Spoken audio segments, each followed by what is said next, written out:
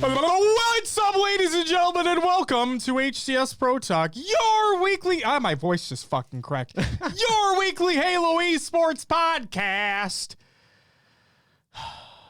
Will? Yeah. We may be late, but goddamn it, we're here. Hey, we made it happen. In person. Yeah. In the flesh. Is it in the flesh or is it in the flash? It's in the flesh, right? I mean, we're in... Yeah. Yeah. Right. Have you ever thought about that? I don't know what the fuck it actually is called. Do I need to Google right off the bat here? Hey, we you know how we do this show. That's what we do. This episode 197 for the week of August 22nd, 2021. This episode's titled. I'm gonna include the title in the show, even though it's in the show notes and it's in the Twitch thing. I'm gonna include the fucking title of the show. The title of this show is Expectations versus Reality. We're going to talk about things. Yeah, it's in the flesh, man. In the flesh. flesh. That's what I thought. In the flesh. I thought so too. That's why I said it that way, but I didn't know for certain, so I was just making damn sure. Yeah. Jesus. Oh, my name is Josh, a.k.a. JK Fire, and before we get into the illustrious introduction of my esteemed guest here, Voodoo Man, welcome. Justin, welcome. Turo, welcome. And Natana, yeah, all right, welcome too. Welcome back to the live show. Yeah. This week, I'm joined by, in person, in the flesh, the man in the monkey hat. Oh, yeah. Will, a.k.a. I am Mr. Mayhem, bitch. Will, hey, how you doing? I'm fine, man. How are you? You know, I'm great. Yeah? I'm great. We had a good day today. It's been a good day. It's been a good day. A great day. A phenomenal day. Wonderful day. What a wonderful day. Exceptional day. Oh, man. Oh, yeah. Fantastical day. Ooh. Fantastical. That's a good one. Yes. I don't know if I can top that. We'll go with fantastical day. All right, fantastical day it is. And I hope everybody else is having a fantastical day as well. Welcome to the live show if you're watching live. If you're listening to the audio version of the show, hello to you as well. Hope you're having a great day, doing whatever you're doing, working, exercising, mowing the lawn. It's what I do when I listen to podcasts sometimes, jerking off, whatever you plan to do. It's up to you. We're not going to judge you, you know. As long as you're not harming others, it's all that matters. What's up, Gaz, man? Shitting? Fucking shitting, bro. Absolutely. Sometimes, you know, I just want We're people. going places you know I what was I not want? expecting to go today. You know what I want? I want those who have like an Audible partnership or Audible sponsorship to be like, you can listen to audiobooks anywhere. You can listen to Audible audiobooks. This is not an ad, by the way. You can listen to Audible audiobooks anywhere. Working, exercising, taking a shit, whatever. See, that's what I want to hear. You know, real life shit. Okay. Literally. But yeah, if you're listening to the audio version of the show while doing whatever you're doing, hope you're enjoying that thing, what you're doing. If you're watching the VOD on YouTube, hello. Unless you're listening to us in the background, in which case you didn't see me wave to you, but I mean, hey, whatever. I'm not going to judge you. It's fine. However, wherever you're listening to the show, thank you very much for being here, for listening, for joining, whatever you're doing. We appreciate it. Will, do you want to know what's, just bringing it all back, do you want to know what's coming up on this week's episode of the show? Let them know. Esports Arena is back! The results of the Twitch Rivals Halo 2 event, Halo Infinite launch expectations versus reality, and CDL Champs results. Yes. You know, our predictions may have been wrong, but for what it's worth, we did make it further than what I realistically thought we were going to do. So I'll take that. I had hope, and yes. yeah. Mar, welcome back as well. We all appreciate you, of course. I appreciate you too, man. Thank you so much. Without further ado, Will, get on the buttons because we got some competitive news. First up, weekly Esports Arena Halo 5 4v4s are returning. This is by Materums at noobcombo.com. Man, you thought it was coming later. Right now. Esports Arena are back. Today they announced, not today, but like when the announcement came, they announced that they will be hosting their weekly Halo 5 4v4 tournaments once again, starting on September 5th. Details and settings will remain the same as they have in the past, with double elimination tournaments starting at 3 p.m. Eastern Standard Time that each have a $1,000 prize pool. Each round will be a best of 3 with HCS settings. Tournaments are scheduled for the month of September and are open for registration now, so check out the events page at noobcombo.com for more information. You can watch each tournament live over at Esports Arena's Twitch channel. And then you can catch the results here. HCS Pro Talk, your weekly Halo Esports podcast. Mara says, and no need for speculation to Dr. Disrespect situation since there's, quote, there's a reason why we are suing the shit out of them, end quote, from the doc. So much Halo goodness, so little time. We need to make cloning a thing. Oh, man. Cloning would be amazing. Not me, though. I don't want more of me running around. I'm a shitter.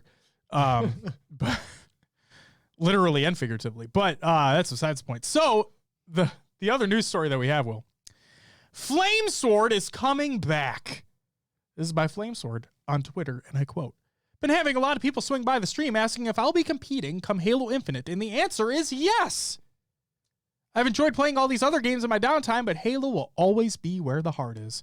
You can, for business inquiries, you can reach out to flameswordhaloinfinite@gmail.com. If that's not a new fucking email address, I don't know what is. Holy crap. Jesus Christ. So Flame coming in this late, it feels like it's late because all these other major teams have been locked up, realistically. I'm curious to see who he will be playing with, what team will be formed, and who's going to pick him up. So I feel like he might still have the skills to pay the bills. He may. Those old man hands, you know. One of the OG Optic members. We'll see what happens. Good luck to him. Good luck to him. That's it for your competitive news. Justin says, I just wish I could absorb information while I sleep. Would actually stay on top of my podcast library. So did Flamesword just kill or just skip H5? No. Flame actually was on, I believe, the original Optic roster when Optic came into Halo 5 before they basically dropped their entire roster and picked up that CLG roster. So I believe he was on that, if I'm not mistaken. And I think he was on another team before that, before Optic came in, but I'm pretty sure he was on that Optic roster before they picked up CLG. So there you go. We already did do the soundbite and shit. Turo says, I want someone to pick up Flame, but let's use his status quo team. That'd be amazing. Bring back status quo. But here's the problem. Is status quo, is that a property that is owned by MLG still? Like an Instinct? Like a Carbon? Mm-hmm. I'm not sure. Because I know that Believe the Hype, who the fuck got that? Oh my God. Why am I being an idiot right now? Somebody from... Why am I blanking out? Chat. Who owns Believe the Hype right now? Is it Maniac? Is it Optic Maniac? That was the first name that popped into my head, but I didn't want to be wrong. Turo says, from what I'm aware, it's no longer being used. Right. But that's... Okay, so... I want to know if it's still owned by MLG, regardless if it's being used or not. Maniac got the trademark? Okay, so it is Maniac for sure. Okay, cool. So yeah, that's the thing, is that Believe the Hype can be used because Believe the Hype's not technically owned by MLG anymore. So I want to know if status quo still is, or if that is separate now. Because if it's separate, yes, obviously I want to see it come back, but I also don't want things to be stepped upon, trademarks to be infringed, whatever it may be. So he also said, and you're right, he was on Optic, and before that, for a fun event, he was on Team Excellence with Snipe Down, Ace, and Pistola. Man, what a roster that would have been. Holy shit. Justin says, oh boy, I'm excited for Roster Mania again. Oh, get stoked because that shit's going to be insane. I just hope that people stick together more often come Infinite, you know? But yeah, that's besides the point, because your upcoming tournaments of the week presented by noobcombo.com. You can check out noobcombo.com for early Halo esports needs. Saturday, August 28th, the M2K fight for, Ibududahi. I really apologize if I'm mispronouncing that, because that is the Halo 1 4v4 charity tournament that's taking place to raise funds because of the little one. So please, if you're able to donate, like we said before, if you're able to donate to that event, please do.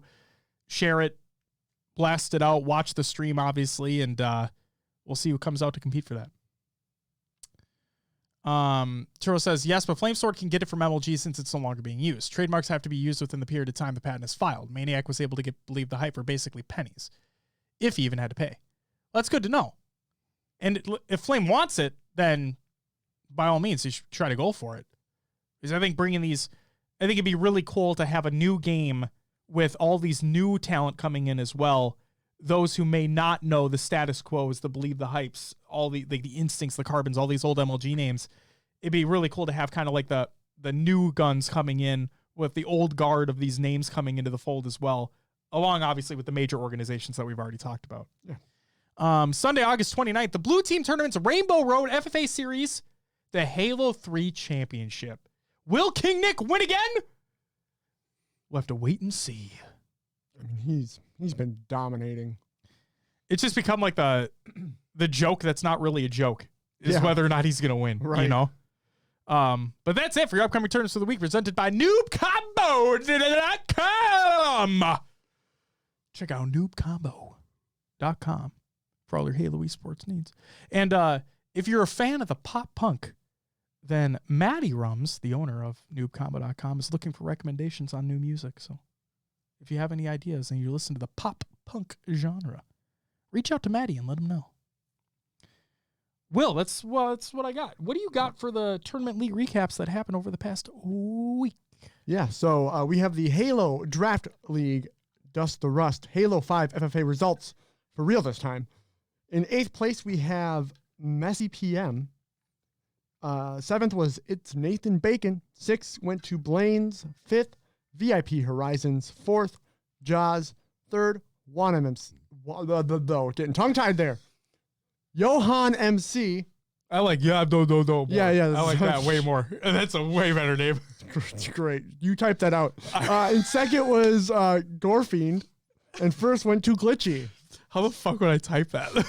You figure that out. Okay. Next up, the big one that happened over the last week, the Twitch Rivals Halo 2 Throwback Tournament. And this is from noobcombo.com as well. Legends returned in the Twitch Rivals Halo 2 Throwback. The event, originally with a $50,000 prize pool, brought beloved players, current and retired, together again to compete in a free-for-all. Big team battle 4v4. One of the hosts and former Halo pros, Ninja, increased the prize pool by adding a whopping $100,000 of his own money, making the total $150,000. Players earned prize money for each portion, but the main event was the 4v4. And here are the results for that. In 4th place, taking home $12,000 was Straight Rippin', which included T-Squared, Neighbor, Flamesword, and Best Man. 3rd went to Final Boss, taking home $24,000. Walshy, Hysteria, Captain Anarchy, and Nated. 2nd went to Carbon. Speaking about all these old team names. Yep. $36,000 to them. Ghost Ayami, Snipe Down, Snakebite, and Enable. And then 1st place went to the Agency, taking home $48,000. It's almost the whole initial prize pool right there. Yeah. It was Elamite, Legit, Maniac, and Ace.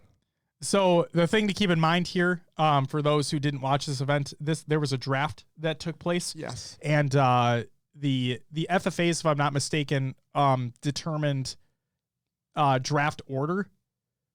So like the captains for the draft had already been chosen ahead of time. We talked about that. But yeah, I think the FFA was to decide the draft order for those captains. And yeah, Elamite, his first pick was his brother, Ace. Of course. And everybody had their eyes on Carbon because of Snipedown and Snakebite being on that team. So Ghost picked Snipedown first, if I'm not mistaken, and then Snakebite because he was still there. So yeah, all eyes were on that because if you look at that roster, that just seems stacked. And then Yes. hell, you look at Final Boss, Walshy, one of the greatest Halo 2 players of all time, easily. And then you have Nated, who is just a powerhouse slayer in and of himself. I'm surprised they didn't do better. It's just stacked all around. This could have went to anyone. Yep. And T-Squared, I think, picked Neighbor first as well. So it was really, really, really fucking cool. And I said it before the tournament took place that I was really, really excited for this one. And seeing it happen where you had just even when DMAC was on he was one of the hosts. And from the old MLG glory days, DMAC came from. And we didn't get Farouk, which is fine because fucking Puckett on stream tried doing the lock it up and he failed. Oh no. Yeah, and he even acknowledged that he didn't do it well at all. It was just funny. But no, they had the captains, they went in and talked with the captains every now and again. Mm-hmm. And just hearing the conversations that took place between the captains and the hosts and whatnot. And you had DMAC and Puckett there, obviously, who've been there for the longest time. And you have all these old guys who started with MLG come in as well, and just having their banter back and forth before the games even started. It was just great. And Walshy brought in fucking Strong Side to sit behind him. And the jokes flew about how, so are you just going to have Strong Side play for you? Yeah. How are we going to prove that he's not? Right. All this stuff. It was just really, really funny, very lighthearted. And then Ninja coming in with the 100 grand bomb. And people love to give Ninja shit, right? Yeah. But what people don't understand is that he could easily, A, not do that, and B, there have been times where he's hosted Halo tournaments that have taken place. And you have to keep in mind, these were Halo 5 tournaments that didn't have great viewership, realistically speaking, especially in the term of just esports tournaments that were taking place around the scene, right? So to have him use his influence and his viewers and bring them over to the scene that he loves so much, that he still loves, otherwise he wouldn't have done this, and to put in $100,000 of his own money, you got to give the man respect. And I think he 100% deserves it, not just because of the donation to the prize pool. Absolutely not.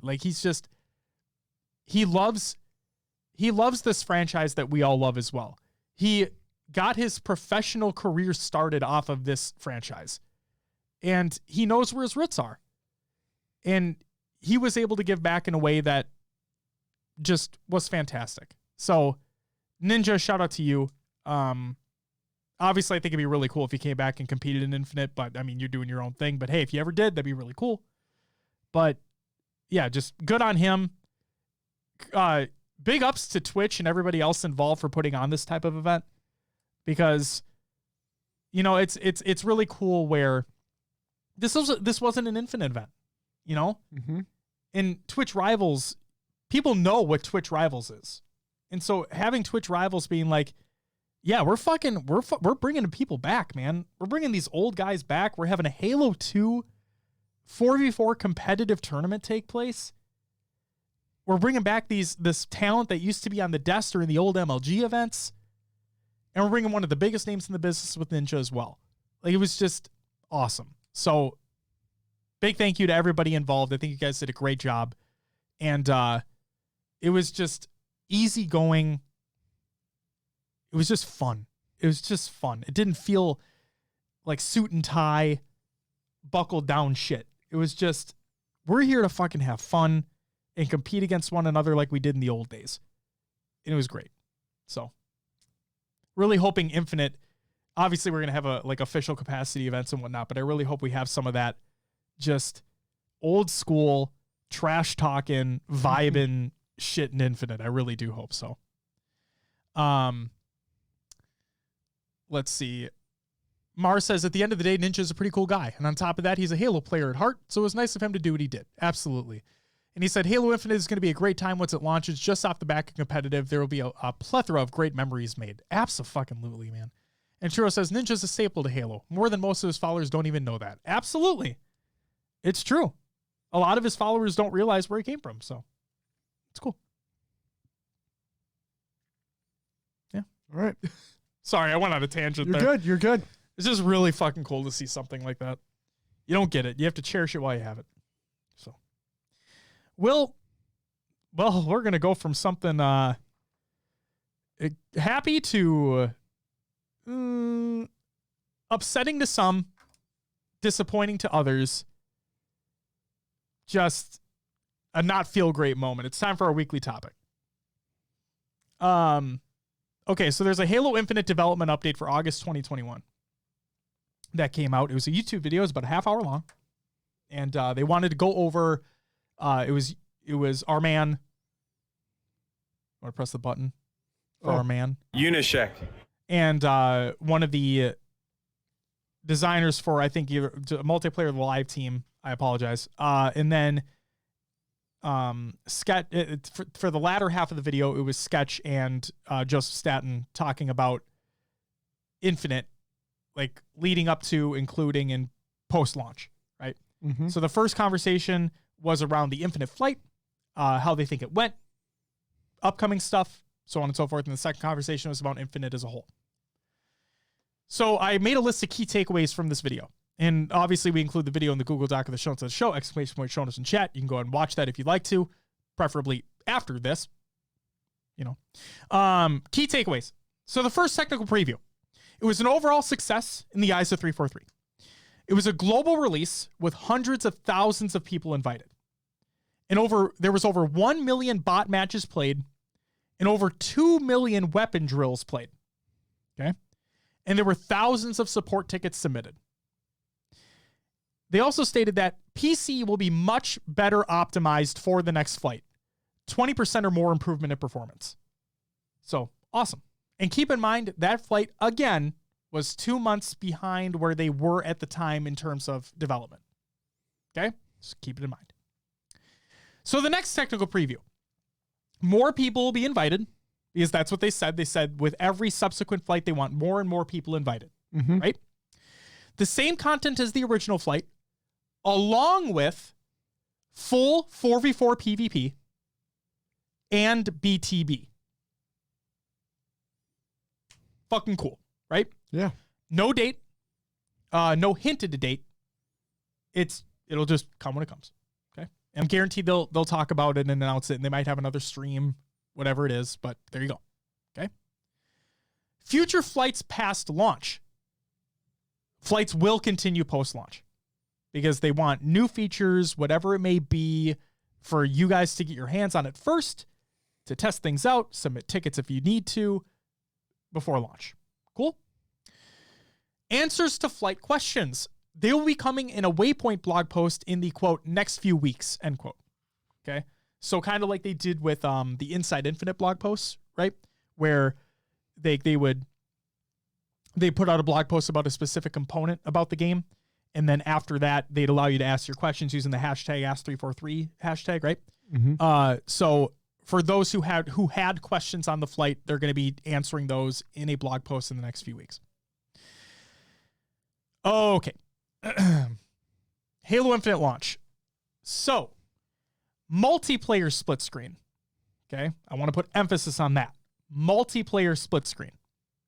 It is coming at launch to the Xbox family of consoles. It is not coming to PC at launch, but it may be looked into for the future. The reason why is because they said that has a lot to do with the different types of configurations that are possible on PC, and just it could be to them it's a lot more difficult to implement split screen for multiplayer keyword on PC, but it is coming at launch to the Xbox family of consoles. Okay? The roadmap. They have a year-long feature roadmap that's being worked on right now. So, like in our space, the competitive space, Tashi stated multiple times that they're working on a year-long roadmap for Halo Infinite Esports, right? Yes. And so yeah, they said that they also have a year-long feature roadmap that's being worked on. So hopefully we get to see that soon-ish. That'd be really fucking cool. Because I do love when, I mean, states of the games aside, I love when like we get like the Destiny roadmaps, you know, you get to see everything that's going to be coming over, whatever it may be. I think that's cool. Okay. Let's get into the disappointing and bad shit. So before I state what we're about to state, and you've probably already read it everywhere and listened to it everywhere, but before we get into this, we're not here to focus necessarily on the negative aspects of this. Instead, I pulled a Twitter thread from Tyler Owens, who works on the Apex Legends team right now. And then we also pulled from Mia over on our Discord a Reddit analogy from Armed Choco, if I'm not mistaken, that you guys seem to like. So I wanted to include that in the show as well. Mm-hmm. So thank you, Mia, for including that in the Discord. So we're gonna try to take a level-headed approach to this, because the fact of the matter is game development is hard. Okay? But here we go. Campaign co-op. It's delayed until potentially season 2, which is roughly 3 months post-launch. All plans are subject to change. And Joe stated that a couple times. And I want that to be known. Campaign co-op is currently delayed until season 2, which is roughly 3 months post-launch, but that is subject to change. And the other big one was Forge.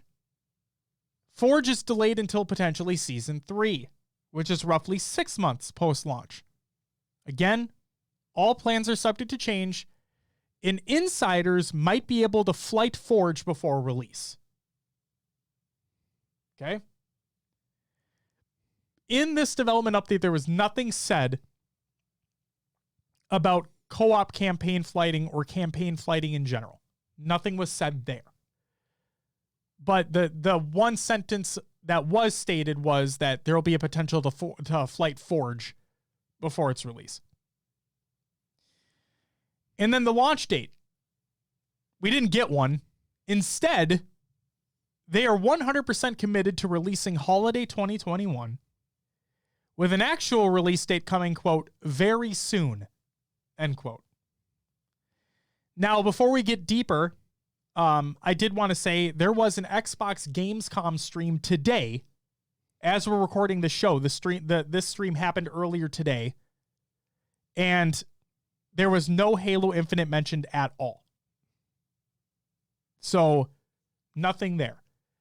The other thing to take into consideration is that Jeff Keighley, host and creator of the Game Awards, he has his opening night live event for Gamescom that is taking place tomorrow. And now I don't know if that's tomorrow our time or tomorrow their time, because it's in Germany. But regardless, it's happening on the 25th. Okay? Which in our case is tomorrow. So the question is, does it get announced then? Nobody knows. The one thing I will say is that we've had a conversation about this basically all day in the Discord channel, and Maddie posted this in the Discord. I just want to hit on it right now.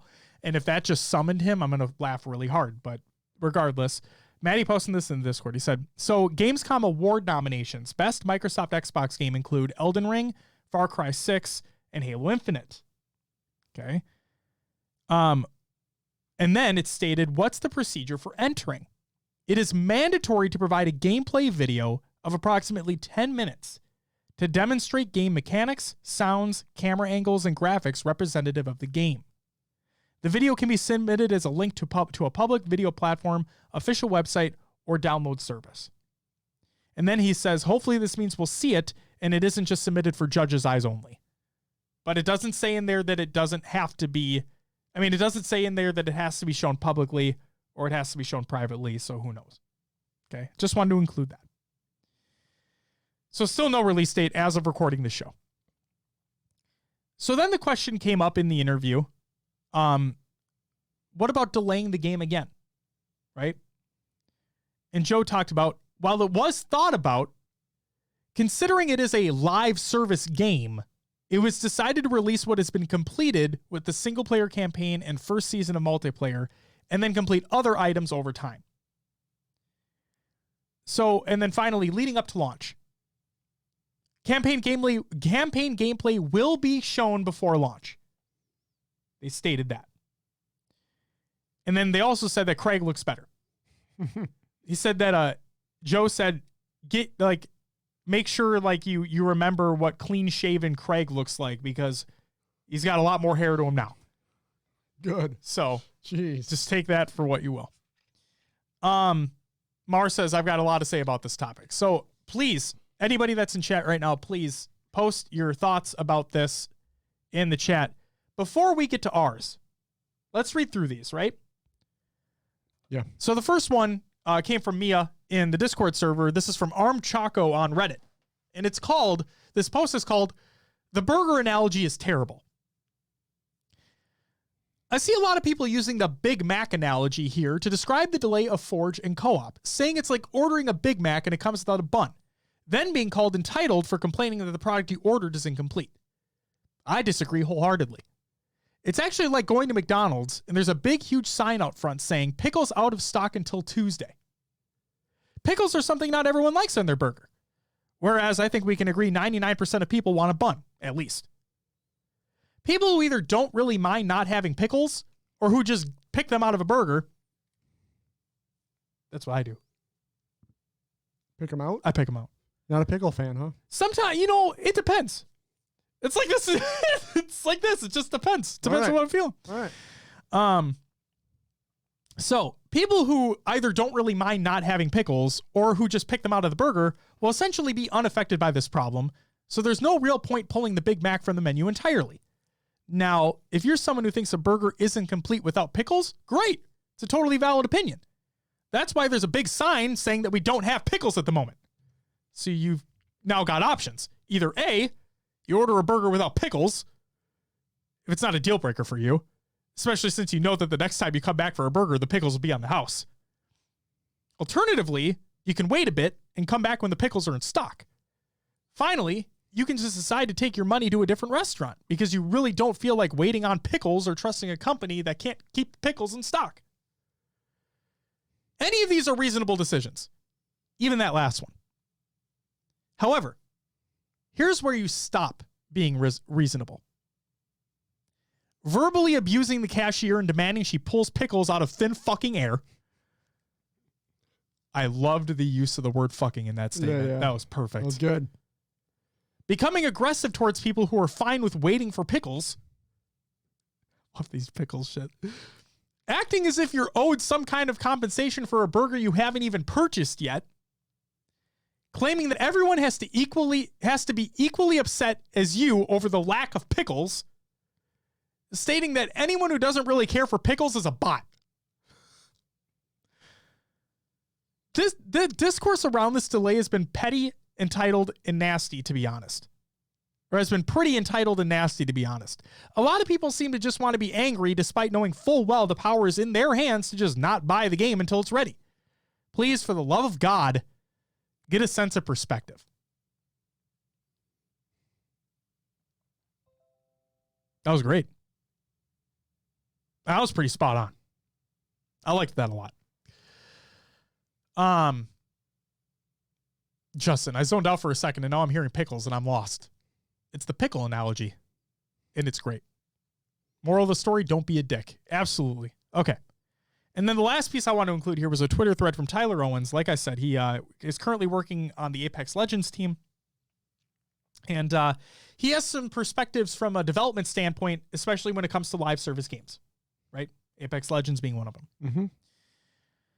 So he states, "This is the largest thread I've done before and the first attempt at something like this. I've been working on this discussion in non-Twitter format where I can go into more depth with fewer limitations. Sorry for the mess. First, context.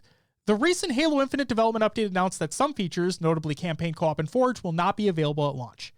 Who am I? I'm a software developer with around 7 years experience in live service multiplayer game development. I've previously worked on Halo 5 Guardians, Rocket Arena, and currently Apex Legends. I'm a gigantic Halo fan, having played since CE release when I was 11. What is this? 1, an attempt to give insight to why game dev is hard, and 2, me talking about shit I like. What it is not. 1, justification for Halo for infinite development decisions. 2, an attempt to ease any frustration, and 3, an invitation to argue about Halo. I'll try to avoid going down a rabbit hole and limit discussion to the following topics. 1, online game services. 2, game content models, DLC and live service. 3, multi-platform and cross-play multiplayer. And 4, Halo. I hope by the end of this thread I'm able to coherently illustrate how live service and multi-platform cross-play games complicate features that may have seemed simple in previous generations and content models. There's a great article from Duck Valentine recently that collected various developer stories about how seemingly simple features can be far more complex than one would reasonably expect. The article was titled, "Turns out the hardest part of making a game is ... everything." It's an IGN article. You should absolutely read her work in its entirety, and I will reference a few of the great examples included somewhere in this thread to try and help illustrate some of the points I want to make. I've also referenced some awesome images pulled from some blogs by ExcelByte, a game services backend team I've worked with previously, notably one from here, which is a Crash Course in Live Service Games article. Online game services are essentially distributed systems that support online features. Here are some high-level examples: matchmaking, social, friends, lobbies, parties, sessions, player data, stats, analytics, telemetry, text, and voice chat, right? Game services need to work in unison with game clients and servers to provide online feature support. Every game depends on a unique mix of custom and third-party or platform services that can come in many variations with their own benefits, costs, and limitations. Essentially, game services have been a core part of all online game experiences and are common to many of the Halo games. So, what's changing? Mainly the recent change in content models, specifically to the live service model. First, we'll take a look at content models used across various Halo games, excluding CE, to establish some differences. DLC model from Halo 2 to Halo 4, single-platform live service model, Halo 5, and multi-platform crossplay, free-to-play live service model for Halo Infinite. So clearly there's a difference between the three. Mm-hmm. Following the DLC model, game content and systems are planned during development within the confines of the game platform and then released. Then, future content was developed and released via paid updates. Live service attempts to provide a steady stream of updates by moving data around game content into distributed services. Doing so enables a designer and producer to interact with the data directly and have the game services push this content to clients and servers in real time. This means live service games are fundamentally incomplete at launch and generally follow a feature/release roadmap rather than defining what the, quote, complete, end quote, game will look like. A live service game cannot launch feature content complete by definition.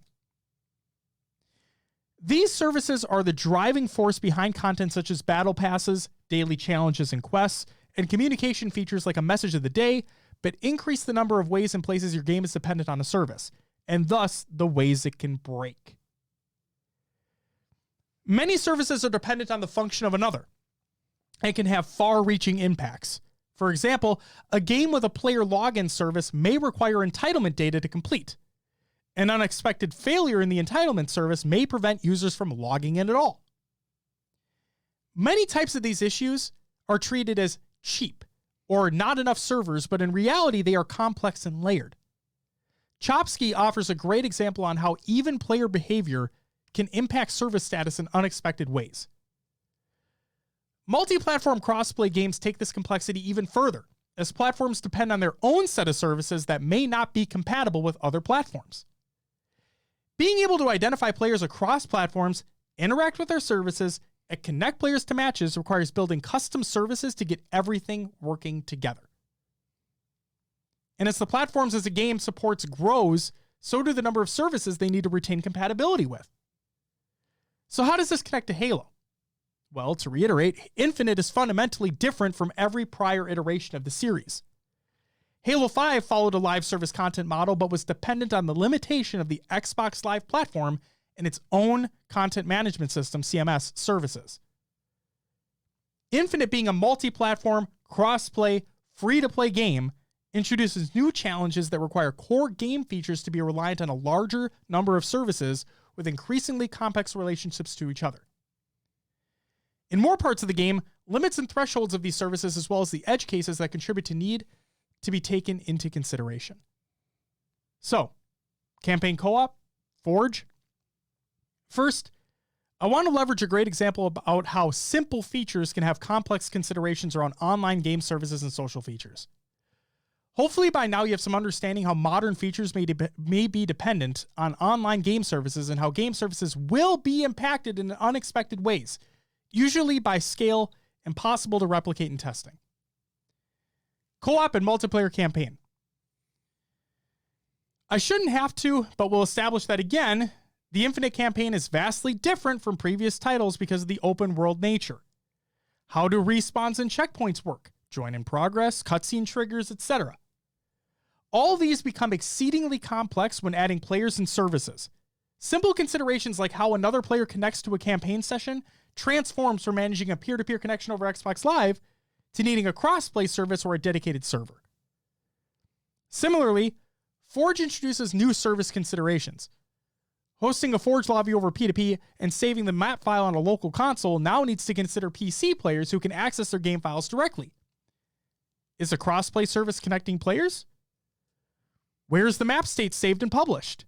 Does Forge access external content in the CMS service? How do player interactions, remember the ESC example from earlier, impact the core service stability? So, what is a good foundation? Essentially, live service is the easiest when you can simplify your services, scale them up in a live environment, and add more features dependent on them. Having a battle-tested set of core services used by many of your features, I love the lobby session example, is the only way to create a sustainable live service game. 343 Industries is being cautious, smart here, by ensuring the core campaign and multiplayer experiences and services are stable and reliable. Minimalizing features dependent on those services make the process realistic and manageable with less risk to downtime. Taking the time to scale and stabilize core campaign and multiplayer services, the act of mixing the two becomes much easier to implement, support, and resolve when a service inevitability breaks. So to sum that up, game development is hard. The reason why I included that long ass thread, yes, Tyler, was long, was because I just want people to, those who are willing to understand, I want them to understand that it's just not as simple as fix it. It's not as simple as, why isn't this done yet? Why wasn't this completed? You had 6 years. It's not that simple. Let's catch up on chat for a sec. Turo says, what bugs me most is they're delaying so many things. They've had nearly 6 years to work on this game since Halo 5 release. When Halo 5 released, I remember reading something they had a skeleton crew already working on the next chapter of the franchise. I've given some leeway to COVID halting things, but that still gives them almost 4.5 years. Turo, you also have to take into consideration the other type of development hell that they went through with Chris departing, Joe coming in, and yeah. And that initial launch point of Skeleton Crew, that's all concept, artwork, story. They aren't physically typing away at the game yet. So realistically, hands on the keyboard, fixing things, getting things going, might have not been that long. And they're currently, something I didn't include from that video, the development update that released, it was said that they're now in like a shutdown mode where it is just focusing on polish. That's basically where they're at this point. So, Turo says, I'm willing to understand. I never said it was easy. Right. Exactly. Yeah. And he also says, that's poor management, don't you think? I'm not a game developer, so I can't say whether or not that is poor planning. I can say, no, I don't want to get into that for the sake of my own personal shit. Development in general, not just games, but development in general is hard. You have a lot of different moving parts. You have a lot of people to answer to. Not just upper management. You have stakeholders you need to answer to. You have outside sources you need to answer to. There are deadlines that need to be met, but frankly, there are things that get in the way of deadlines being met. And then you have to reassess the entire situation and how you're going to move forward. And with game development, what appears to be such a hostile, volatile environment, and I'm not talking about personnel wise, I'm talking about the nature of the beast. When you don't hit that deadline, it really feels like the train has fully come off the rails at that point. And I'm not saying it does. It's just from the outside looking in, that's what it feels like. Every time you hear about something not hitting a deadline or not releasing when it should have, it's like, oh, well, man, that studio's in the ground now. Like, how are they going to recover from that, right? Because that's their livelihood is what they're working on. Like that game. You may be a big enough publisher or a big enough studio where you're working on more than one title, but the fact of the matter is, like, the major title that you're working on, that you're hoping that that's the one that brings in the money for you, right? Regardless if it's contract work or not. So I can't say it's poor management because I'm not in that situation, and I'm not going to say it's poor management. Turo says, people coming and going left and right. Something major is going on at 343. Don't know what it is, good or bad. There very well could be. From what I've heard, the people that are there working on the title genuinely love what they're doing, genuinely love the work that they're doing. And yeah. Turo says, not to argue with you both, but there's no deadline they have to reach since Microsoft owns the Halo franchise. The shareholders don't care about Halo hitting a deadline. The shareholders care about Microsoft as a whole. So the shareholders will get their money from other assets through Microsoft. Turo, not to argue with you, but they absolutely have deadlines to meet. They 100% have deadlines to meet. Software development has deadlines to meet. There's no doubt about that. 100%. They have deadlines.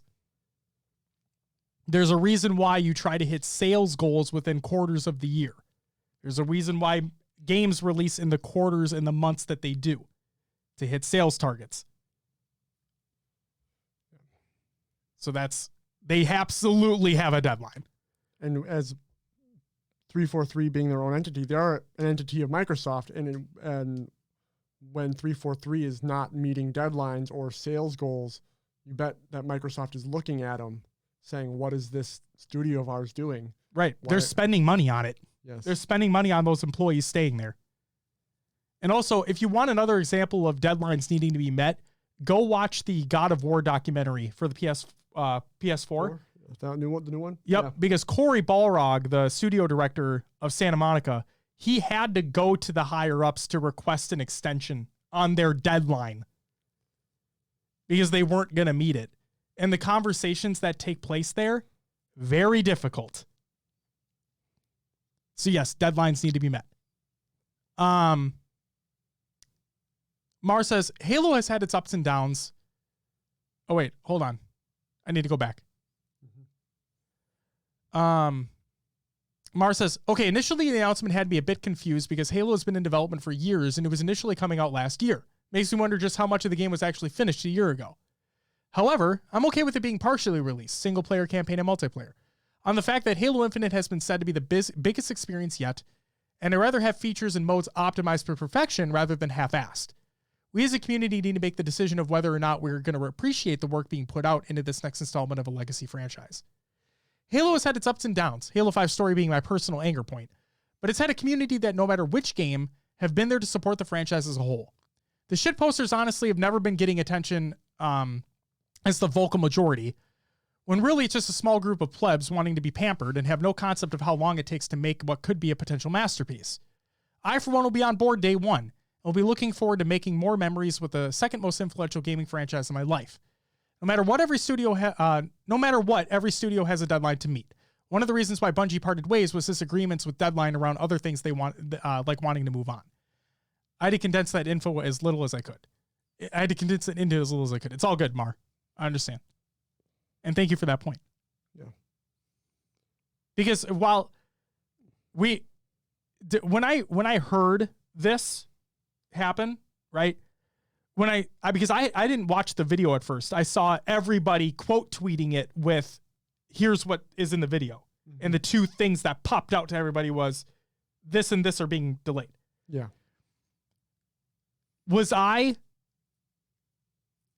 Am I a little upset? Yeah, absolutely.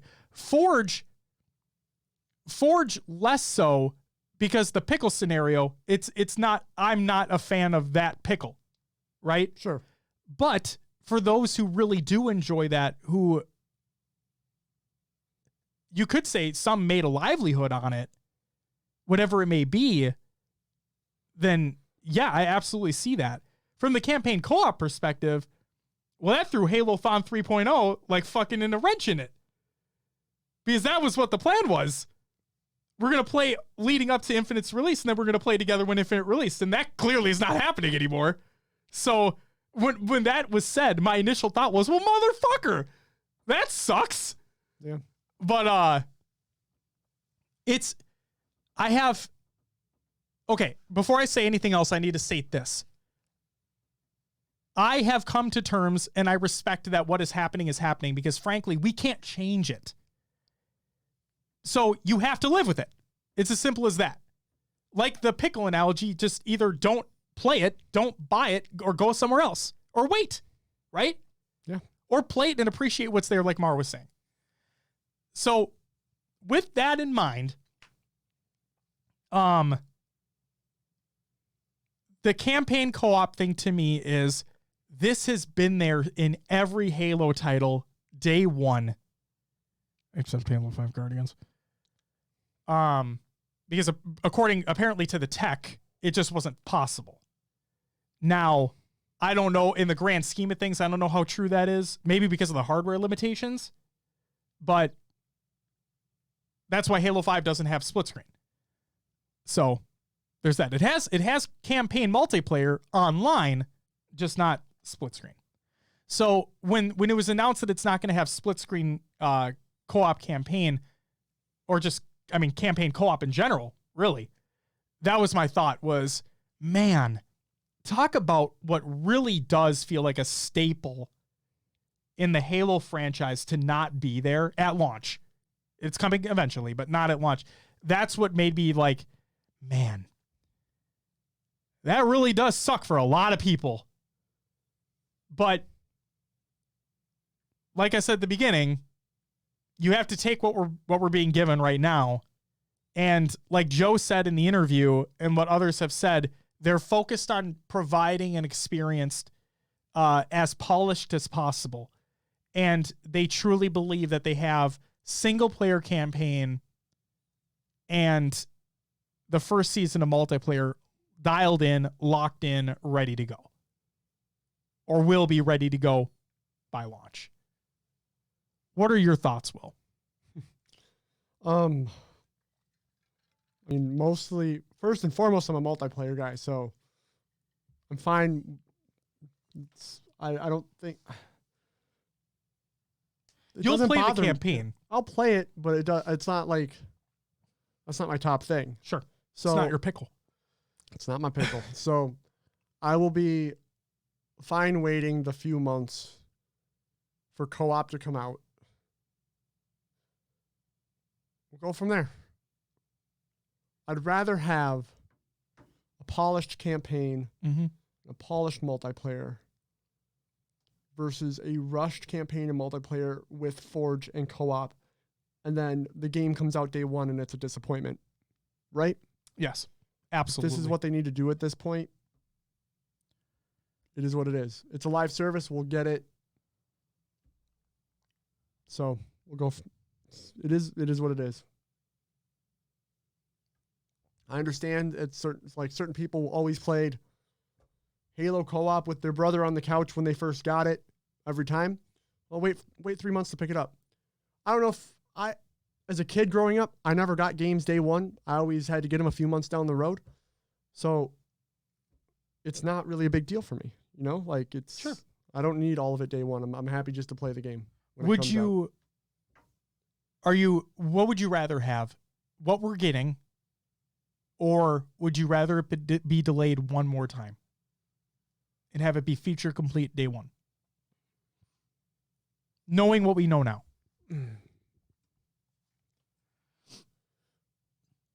I'd rather get what we're getting. Get my hands on it as soon as possible. I agree. We've waited. We've already had a year delay. We did. We had a year delay. And while it did feel like that year kind of went by quickly, like realistically speaking, we did have a year delay.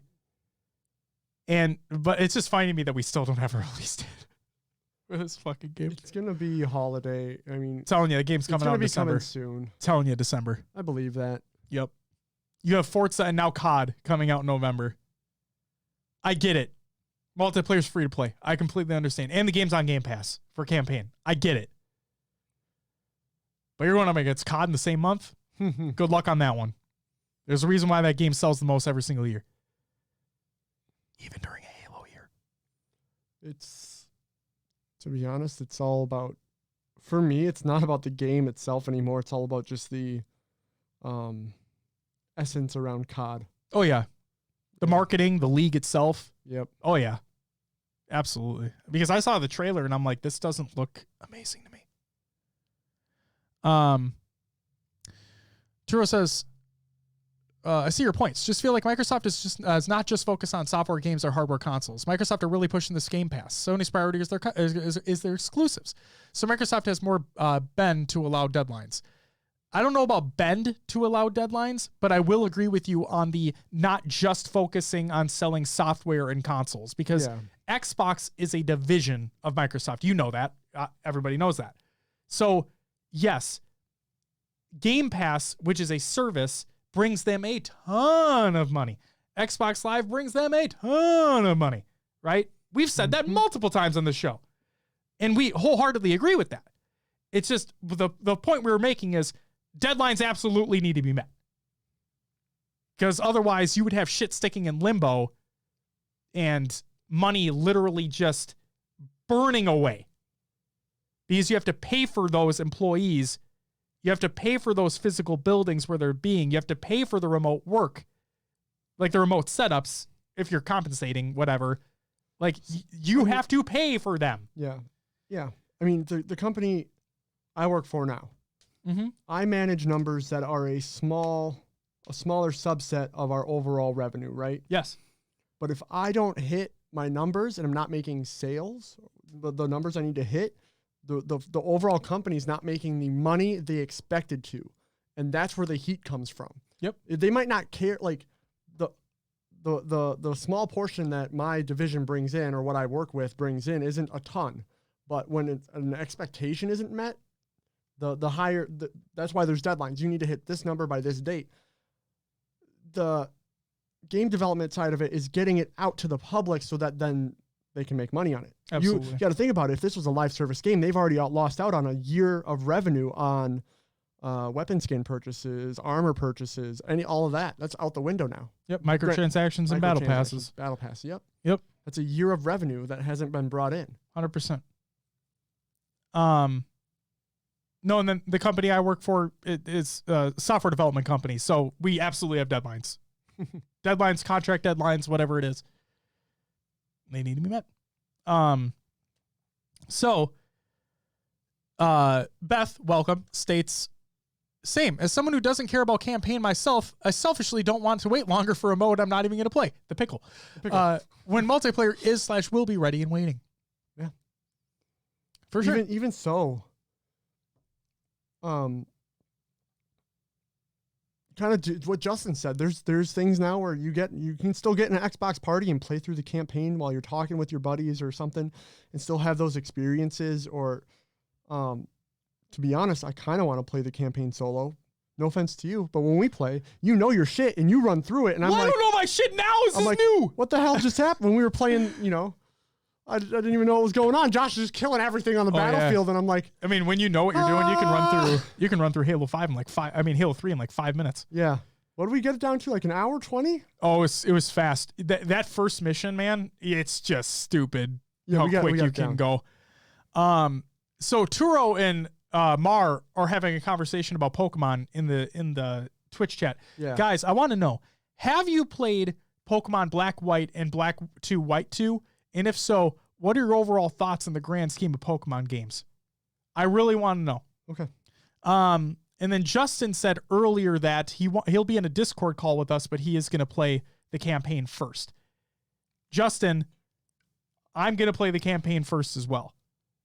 That's always what I do. I have to. That's always what I do. Because we're going to talk about it. Yep. But I just want to, get on that pro level on multiplayer. Turo says, I have the game, but I haven't played it. Just hasn't caught my attention. Well, shit. Mar, are you saying okay as in it's an okay game, or okay as in you're going to respond? Beth said, that's what I thought earlier. Like, you can still sit in a Discord or party chat together and talk about the campaign as you go. Justin said, my internet keeps dropping. I'll have to catch the recording. Have a great stream, guys. Hey, have a good one, Justin. And yes, we'll be in a Discord call together. The three of us can be in there, and we'll play through the campaign. It'll be fun. It'll be a fun time.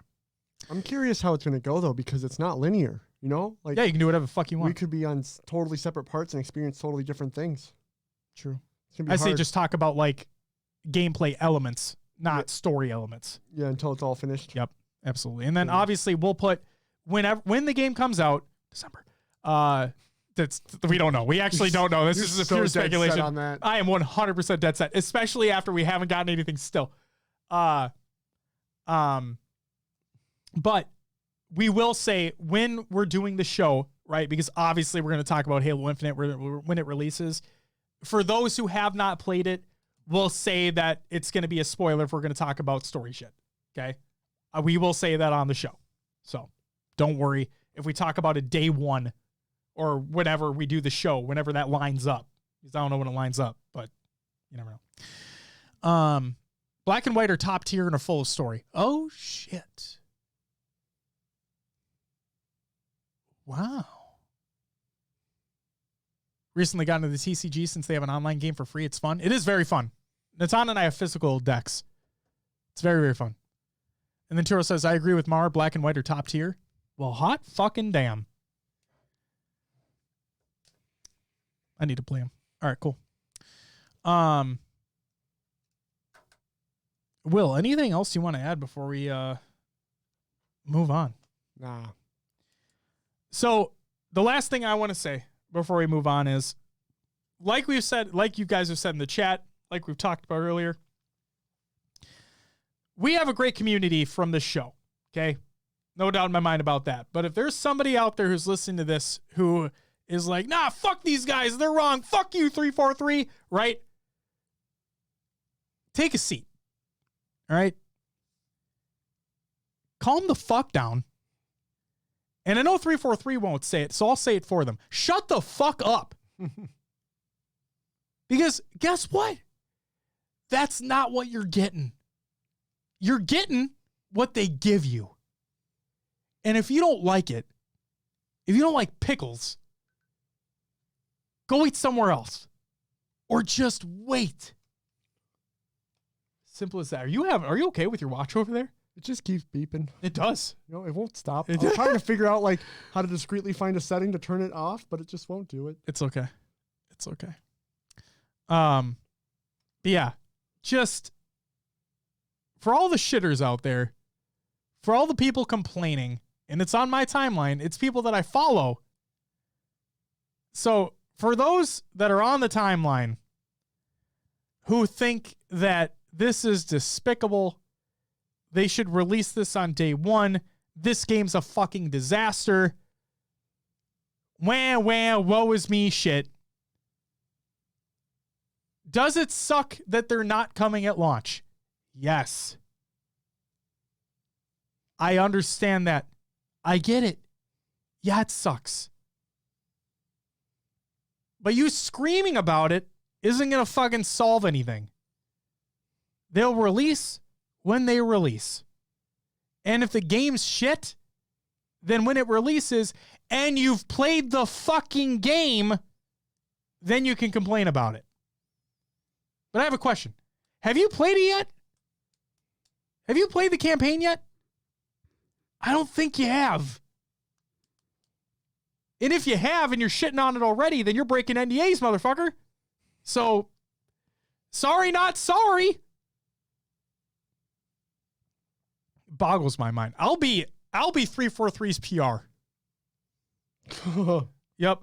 I'll be their social. Hey guys, if you need a new social media manager, one who just shits on people who shit on you, I'm your guy.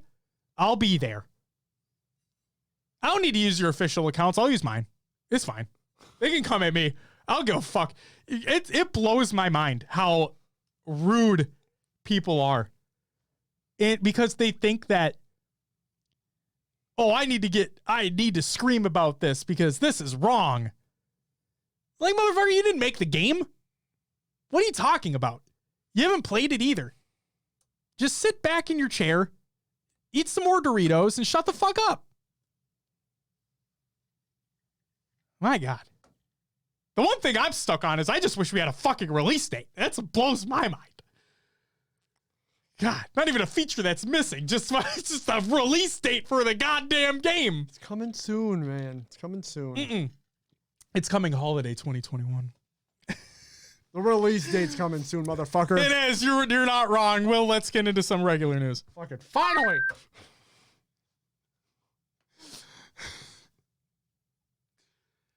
MCC development of fighting updates by Possums. Custom game browser version 2.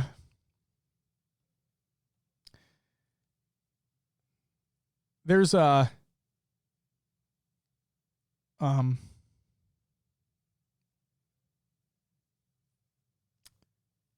on.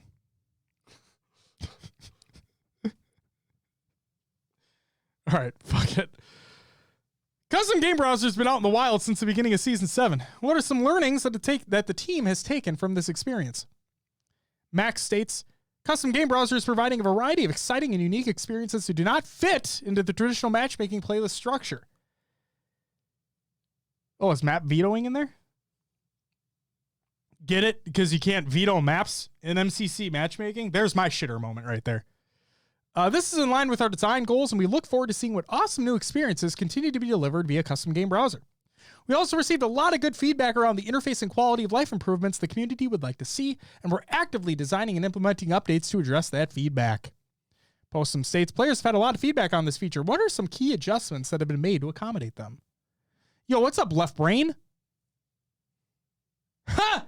Look! Yes. Yeah! Turo said it too. Got the Twitch notification. Nice. Oh, Turo said it too? Yeah, at the very beginning. I'm sorry. Oh. That was my idea. I'm sorry I missed that, man. Shit. I don't know why you were banned either. Fuck if I know. Welcome back.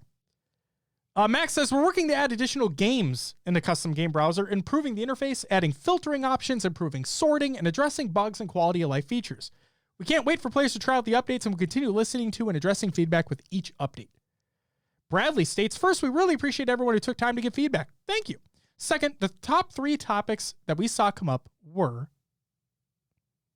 add more titles. It's happening. Needing the ability to filter the game sessions and a better way to search. There will be a filter and simple search functionality to help narrow down the list of game sessions. And then asking for a different experience and trying to join a full game session. We're working on adding functionality to allow players to join into a queue while attempting to enter a full game session. We'd already identified and been working on improvements to address these topics, but the feedback really helped to prioritize these changes. What areas have been difficult to build or unique for each title added to the custom game browser? Max says, adding the pre-game and game-to-game transitions requires unique work for each title in MCC. Given the wide variety of maps and modes that can be combined into a custom game browser variant, there's also a significant amount of effort to ensure everything works well together and a variety of player squad scenarios are properly working when moving between custom game browser sessions. Postums asked, what is an update to the custom game browser that you were excited for players to get their hands on? Max said, We're excited for players to experience the new sorting, filtering, and interface improvements. We hope that these updates, along with the addition of Halo CE and Halo 3, lead to even more game sessions and a greater variety of content being surfaced. That's right, CE and 3 are being added to custom game browser alongside Reach that's already there. And then Bradley says, excited to see players use the filter and search functionality to get feedback on how they're performing.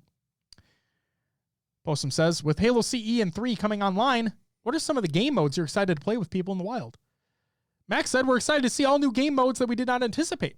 Custom game browser have proven to be a place to go for new and unique experiences. We look forward to the new modes players will create for those titles.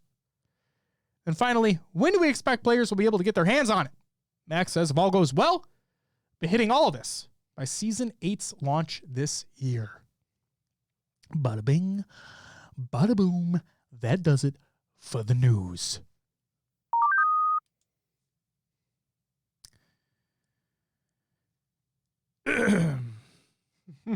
It's time for COD, another game's watch. Oh boy.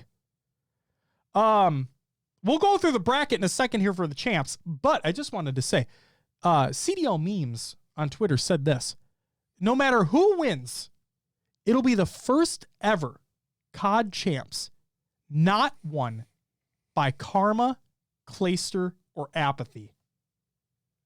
Those three players had won, one of them or multiple of them had won every single COD champs before this one. It's insane. That's fucking crazy. Man, that list is short. Oh. So CDL champs happened over the weekend, right? Biggest COD event of the year. This was the closing point of Call of Duty Black Ops Cold War. And next up will be Call of Duty Vanguard, which the reveal, So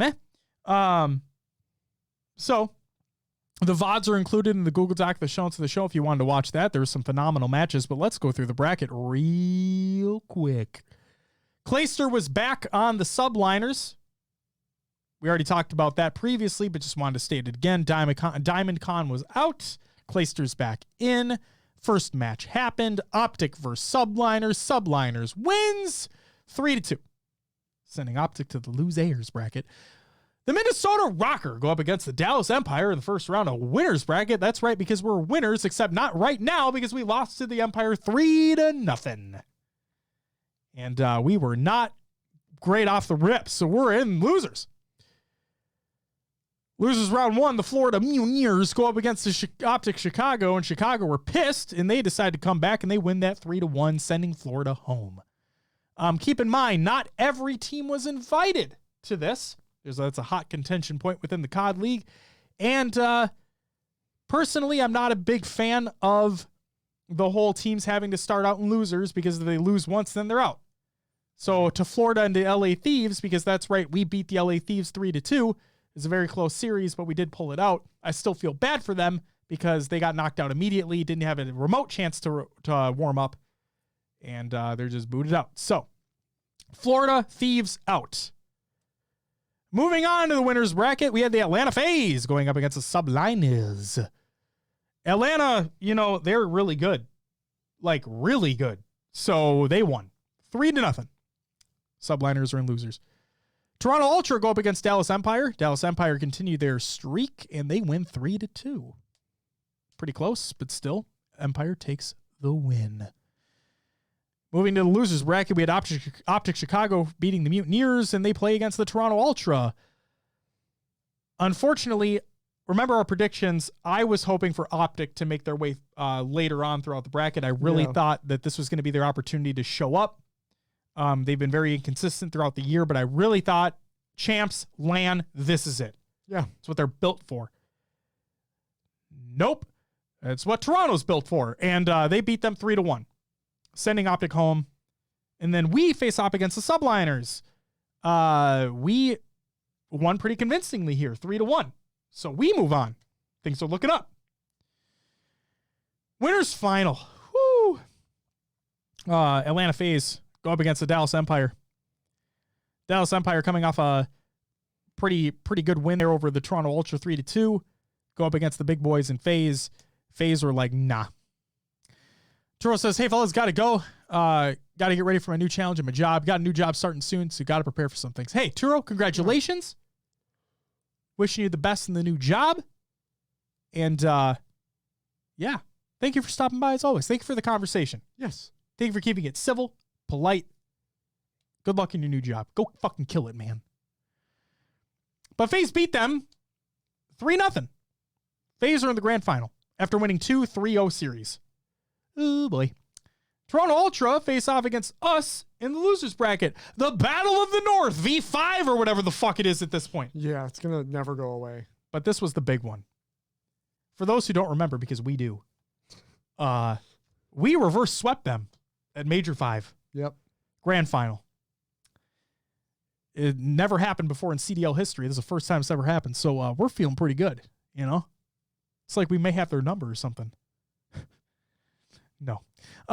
Unfortunately not. Toronto, we're just too hot to handle. They beat us 3-2. So we did keep it.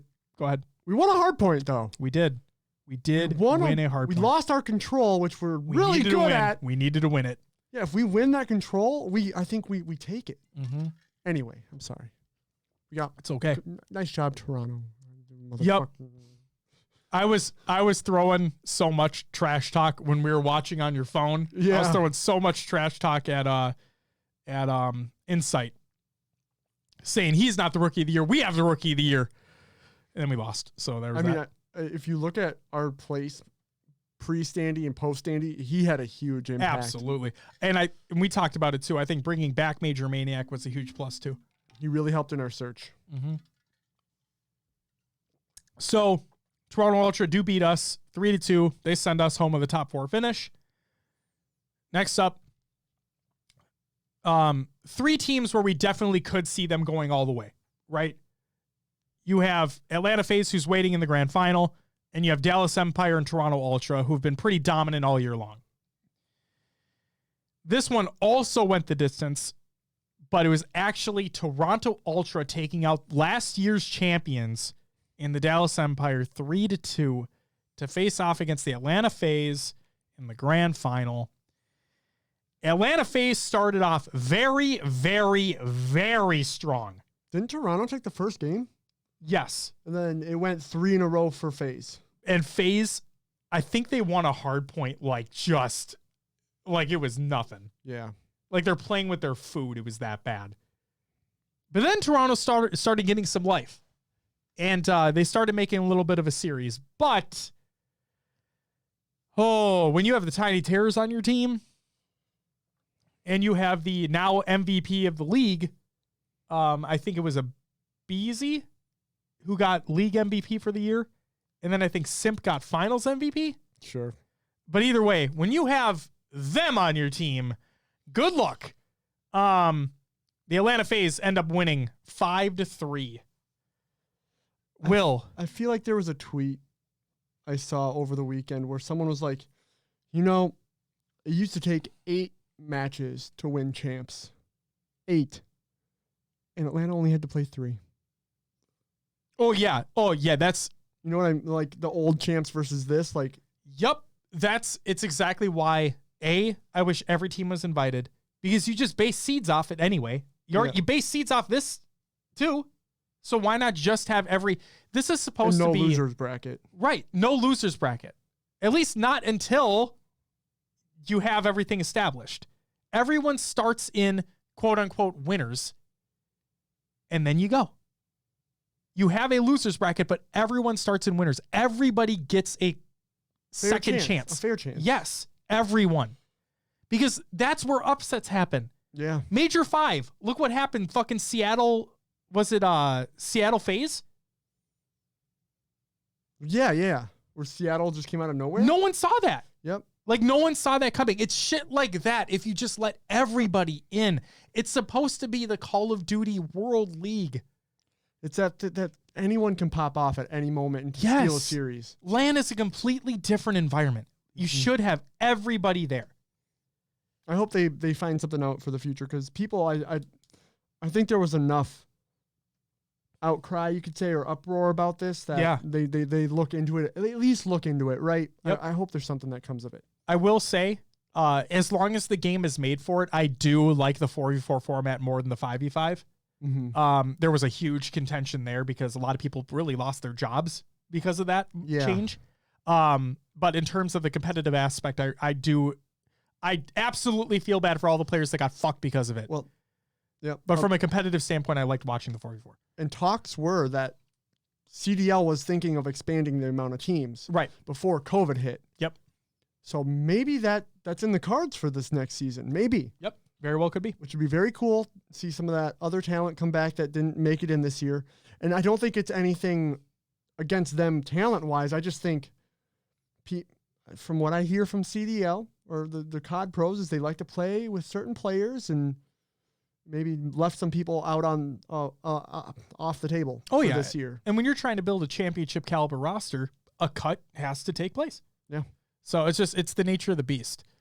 But yeah, so have everybody play, and like you said, everybody starts in winners. Give everybody a fair chance. Upsets can happen. It brings excitement. It brings unpredictability to the tournament. Because when you have FaZe winning 3 series to win champs, sure, they're on cloud 9. They just won champs. But from a viewer perspective, you just slaughtered 2 teams on your way to the final. And then kinda got challenged. Kinda. I mean, you were up a game the whole series. You could say, they put themselves in that position throughout the season. Absolutely. But I just really feel bad for Florida and LA Thieves for even being there, but just had to start in losers. And I feel bad for Seattle, Paris, London, and who else? LA Gorillas. Yeah. Yeah, I feel bad for them because they just weren't even able to make it. It just sucks. They weren't even given that chance. Again, you can base it all off seeding. Yes, they were technically the worst teams based off points, but you can base that off seeding. Right. And then you just have, do it like a normal bracket, 1 versus the 12th team. Yes. So FaZe is going to play against them anyway and probably murder them. But the fact of the matter is, what if they didn't? Right. What if? You never know. And then how amazing is the story if FaZe round 1 dropped a loser's bracket, then comes back and wins the whole thing, or gets kicked by a fucking rematch against Seattle. Yeah, like that. Those are all storylines that just may have never happened. It's just unfortunate. Anyway. Maybe, like you said though, maybe with Vanguard something else will happen. Who knows? Mar says, I'm both happy I'm off of work for 2 weeks, but also mad because of this, because of the reason. Good part is, 1, I get to stay all night listening to you guys talk about some gaming goodness. Hey, fuck yeah, Mar. And he says, also, did anyone else see the amazing Destiny 2 live stream? We're going to talk about that.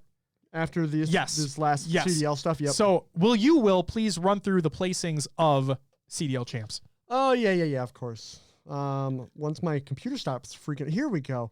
7th and 8th, LA Thieves and Mutineers taking home $25K each. 5th, 6th, we have Optic Chicago and New York Subliners taking home $75K apiece. One of the biggest surprises was Optic not making it further. But that's okay, because that means we made 4th place. Minnesota Rocker taking home $150K. 3rd place, Dallas Empire, $300K.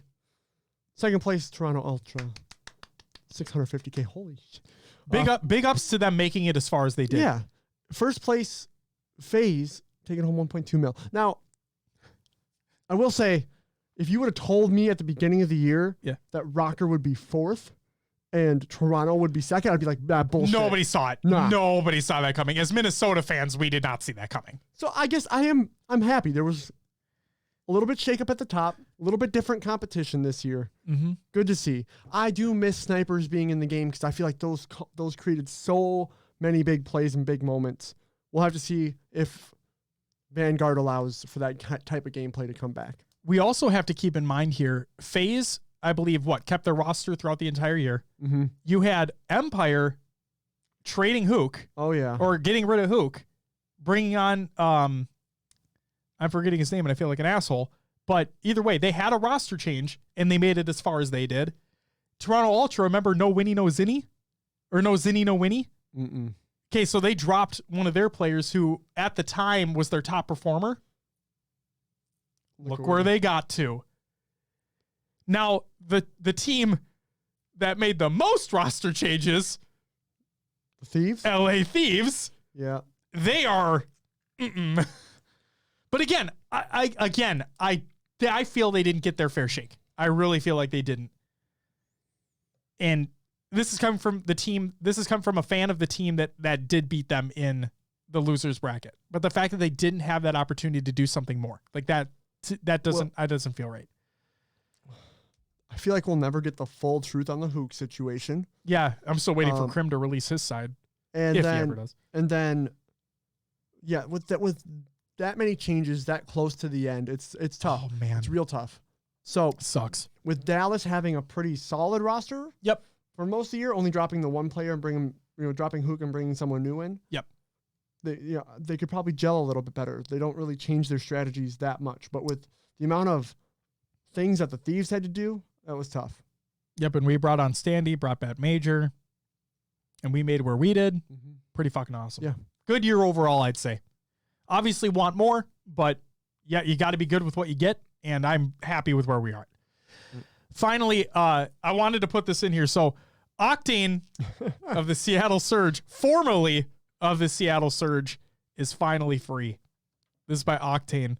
He stated on Twitter, officially a free agent moving into the offseason. I feel like I watched COD for 2 seasons, but no more, baby.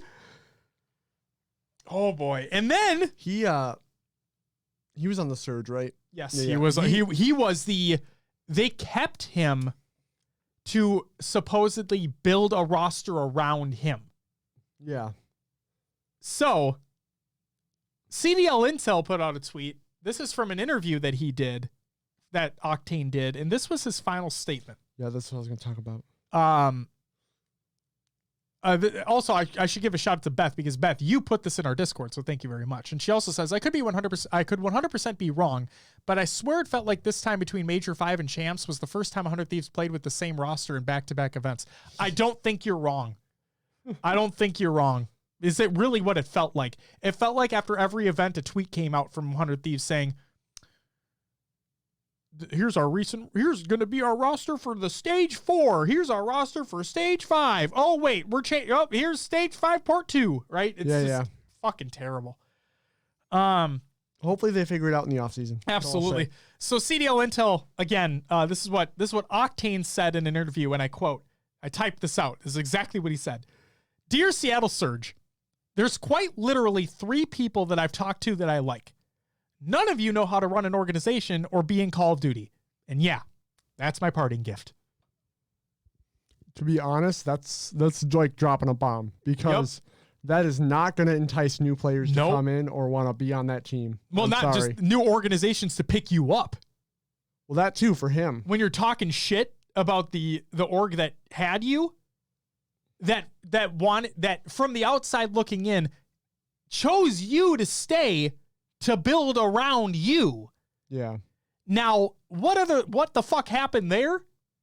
Clearly there was something fucked that happened, because you had a feeling that after the first season he just wasn't happy.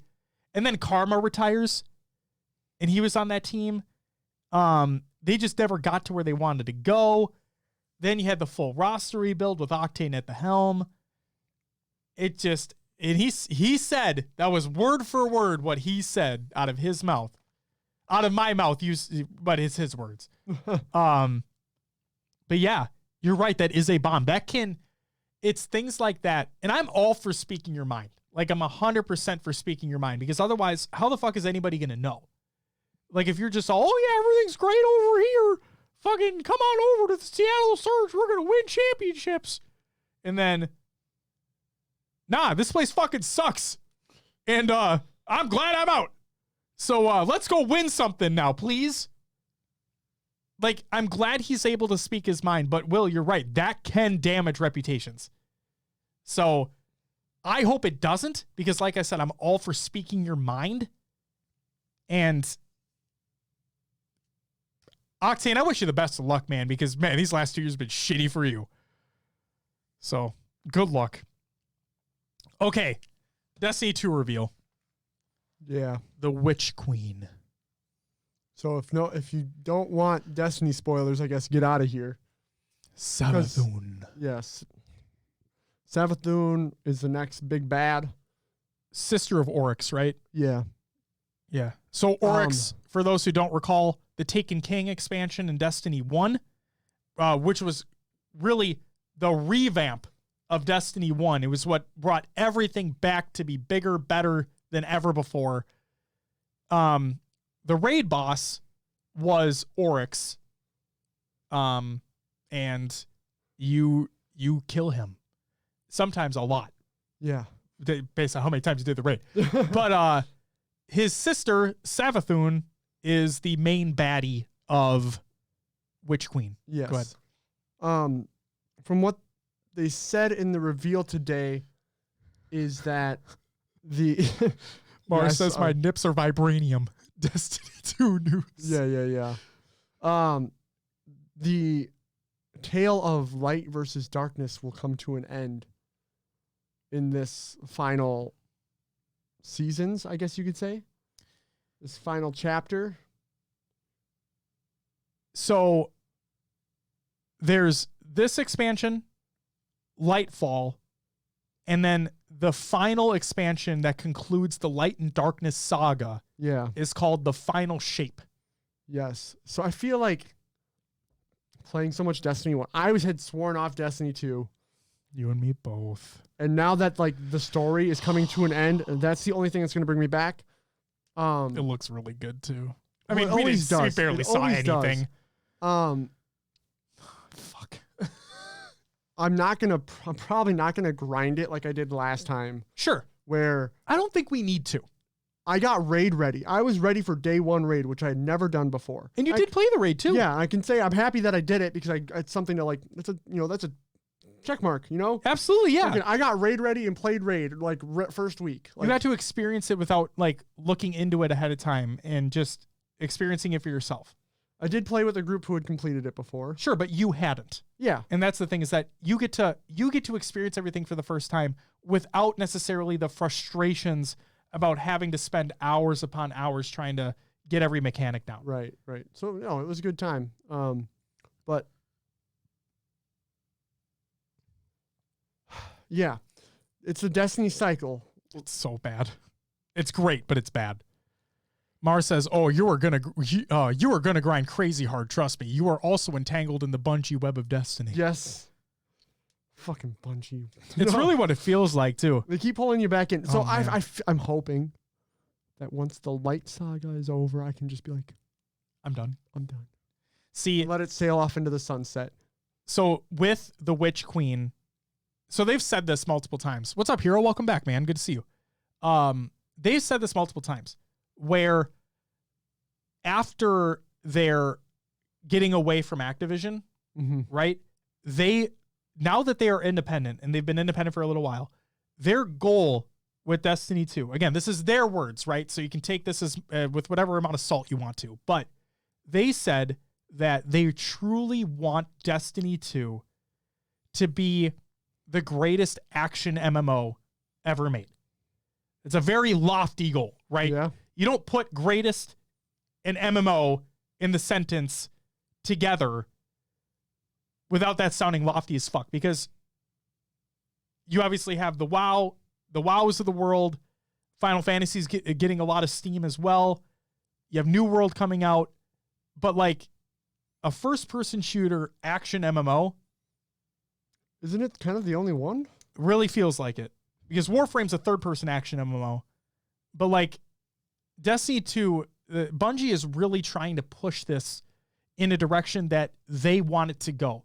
Not to just strictly be this whole, it's just a first-person shooter with a little bit of emphasis on story. That's it. No, they're trying to push this further. And at the end of that stream, they talked about how with the end game, they want it to be the most robust end game of any type of game, of any of that type of game ever. And by just giving you more things to do, different things to do, varied things to do, wanting you to want to come back, while also allowing you to step away and come back when you want to. So one thing I will say is the season that released today, Season of the Lost. So Mara Sov is back fully. It was hinted at forever, but she's fully back now. And for those who don't know, Uldren Sov, her brother, The Crow. the Crow, right, lost his memory, got fucked up, and then now is back as the Crow. I think he has a different actual name now. Yeah. I forgot what it is. Because the spider fucking Took him under his wing. Yeah. Yeah, made him kind of like an Under apprentice. his leg. Oh, nice. Spider. His legs. His legs. Nice. But yeah, Mara Sov is back officially at this point, and she's trying to get into communication with Savathun. So we're gonna see how Uldren was. Uldren was the original name, but what's his name now? Like, what is his new name? His guardian name or whatever? I thought he had a different name though instead of Crow, like a name. Either way, whatever. This new season, this is something different. This is something that I saw that I really wanted to hit on for the Destiny folks out there. This season takes place up to the release of the Witch Queen. This isn't a 3-month season. This is 6 months. It's one season. If you look, so the game the expansion releases February 22nd, 2022. This new expansion, this new season of the Lost, goes up until that point. So, and this is supposed to be a prequel to the Witch Queen. So, with the weekly story mission that you're gonna get, it'll probably all tie into one major moment towards the end, or maybe multiple major moments that happen throughout the season. But there you go. Probably the two coolest takeaways, I guess you could say, is that with Savathun, she has harnessed some power of the light and Guardians to create Hive Guardians. Mm-hmm. And they also have subclasses, so they can use supers and shit, is what it looks like, which is going to be rad. There is a first-person melee weapon in the glaive, first time ever in Destiny, and there's like a button combo. Yep. That you can use, like a button melee combo. That's pretty fucking cool. And then, so in Halo, right? We're a Halo podcast, obviously, talk about other things too. But Halo campaign, right? Mm-hmm. You have multiple difficulty modes: easy, normal, heroic, legendary. Well, for the campaign for Witch Queen, they will have their standard mode, right? And they'll have a legendary mode. And if you complete that legendary mode, they said it'll be very worth your while. I don't know what that includes, but they said it'll be very worth your while. And they said it is much more challenging. But they also said that regardless if you go it alone or you go in a fire team, the enemies scale. Yep. So that's really fucking cool. I feel like Halo legendary, right? It's better to run it with a team. Yes. And then also, for those who don't recall this, way back in the D1 days, Destiny 1 that is, not Diablo, back in the Destiny 1 days, you could play it at the normal level and then at the heroic level, right? So you could add like a little bit more of a damage modifier to enemies. They were a little bit harder to kill. You got more experience. There was that little bit easier way to level throughout the story, but it was a little more difficult. So yeah, excited to see what that is. And then Mar says probably the biggest one of them all. Weapon crafting is officially coming into Destiny 2. Now, my one worry about this, when they announced this, my immediate thought was, Will, you and I have been off the Destiny train for a little while. Mm-hmm. Did you know that they introduced transmog in the game? I don't even know what that is. You can take, like every piece of armor becomes an ornament now, and you can use that on any other piece of armor. Oh, yeah. Okay, so they added that. Yep. And they added a brand new screen where you can do it all, make armor sets, whatever. They monetized the fuck out of it. Oh. Yup. That's my one worry about this, is that they're going to do something similar, get a lot of backlash about it, and then maybe change it later. That's my one worry. I get it. They need to make money. They're an independent studio now. The base game of Destiny 2 is free to play, but you are paying for expansions. So I don't really like that. I'm fine with paying for expansions. That's fine. But, you know, don't necessarily be charging me for other shit. But conversation for another day. But yeah, weapon crafting is officially coming into Destiny 2, where you'll be able to do. So like right now, right? You have to try to get the roll that you want for a weapon, right? Yeah. You have to try to get the mods that you want for the weapon, the perks that you want, whatever Like it is. D1. Yep, like D1. With D2 and weapon crafting, it from what they're saying, it sounds like you're going to be able to make the type of weapon that you want right away. But the way that the economy works is that it's based off of how much you use that weapon, like a D1, where if you kept using it, you'd get XP for that weapon, or you could pump it with Motes of Light. Remember way back in the day? Yep.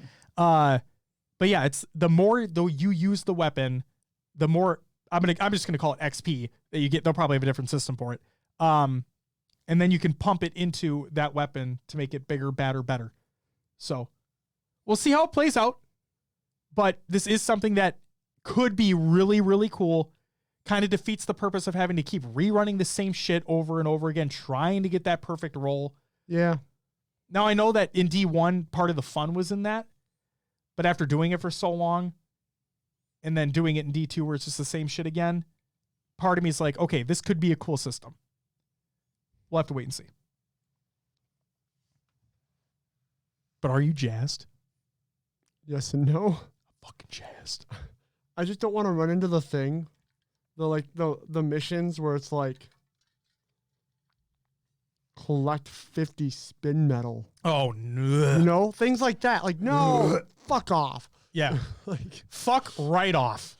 I just hope that we can play through a story and enjoy it. I couldn't agree more. Did you hear what they said about the story? Mm-mm. They're comparing it. Will, I hope you get a chuckle out of this because I did. Okay. They said, we want this to feel like an epic campaign, like a Doom 2016 or like Doom Eternal, a Titanfall 2, a God of War. And It's not going to feel that epic. That's it. When they said God of War, because first, like, Doom, I'm like, the story's not that great in Doom. And then Titanfall 2 is like, the story's good, but it's overrated. It truly is. Guys, I'm sorry. Titanfall 2's story is overrated. Okay? For everybody that's saying it's the greatest FPS story of all time, it's not. It's good, but it's not the greatest thing ever. You're only saying that because the game's underrated as fuck and didn't sell that well. Hot take.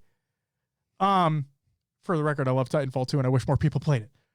But comparing it to God of War, one of the, if not the greatest game of the generation? Really? That's what you're comparing this campaign to? Oh, man. Hey, if it doesn't deliver, then we can just say, hey, it didn't deliver. It ain't God of War. Mara says, I'd argue that the story is amazing, but it's cool. And that's fine. I'm not trying to shit on your opinion. That was my hot take, is that I truly believe it's just it was overhyped. It is a good campaign though. I like the time traveling mechanics that were in place as well. Thought that added a cool little mix to the gameplay. And Titanfall gameplay is just really, really fucking good. Just like Destiny. Destiny's gameplay, that's what brings me back all the time. Yes, the stories are fun. The characters are cool. But it's that gameplay. The gunplay just feels so fucking good in that game. I miss my hand cannons. Hey, hopefully they bring them back for you. Oh, dude. So, the Bungie 30th anniversary pack. Okay. So yeah, I was at work when this was going on. Sure. I was kind of like in and out. I'll help you. Well, thank it's all you. good. No This is problem. awesome. That's what we're here for. Yeah. So, yeah. I got my again. Our voice is gonna get higher. Oh my god! I sound like Mickey Mouse. The Bungie 30th anniversary pack. Yeah. I say pack for a reason. Pack. Because in the thing, they said celebration. They said event. Great good times come out. Okay. So this pack is $24.99.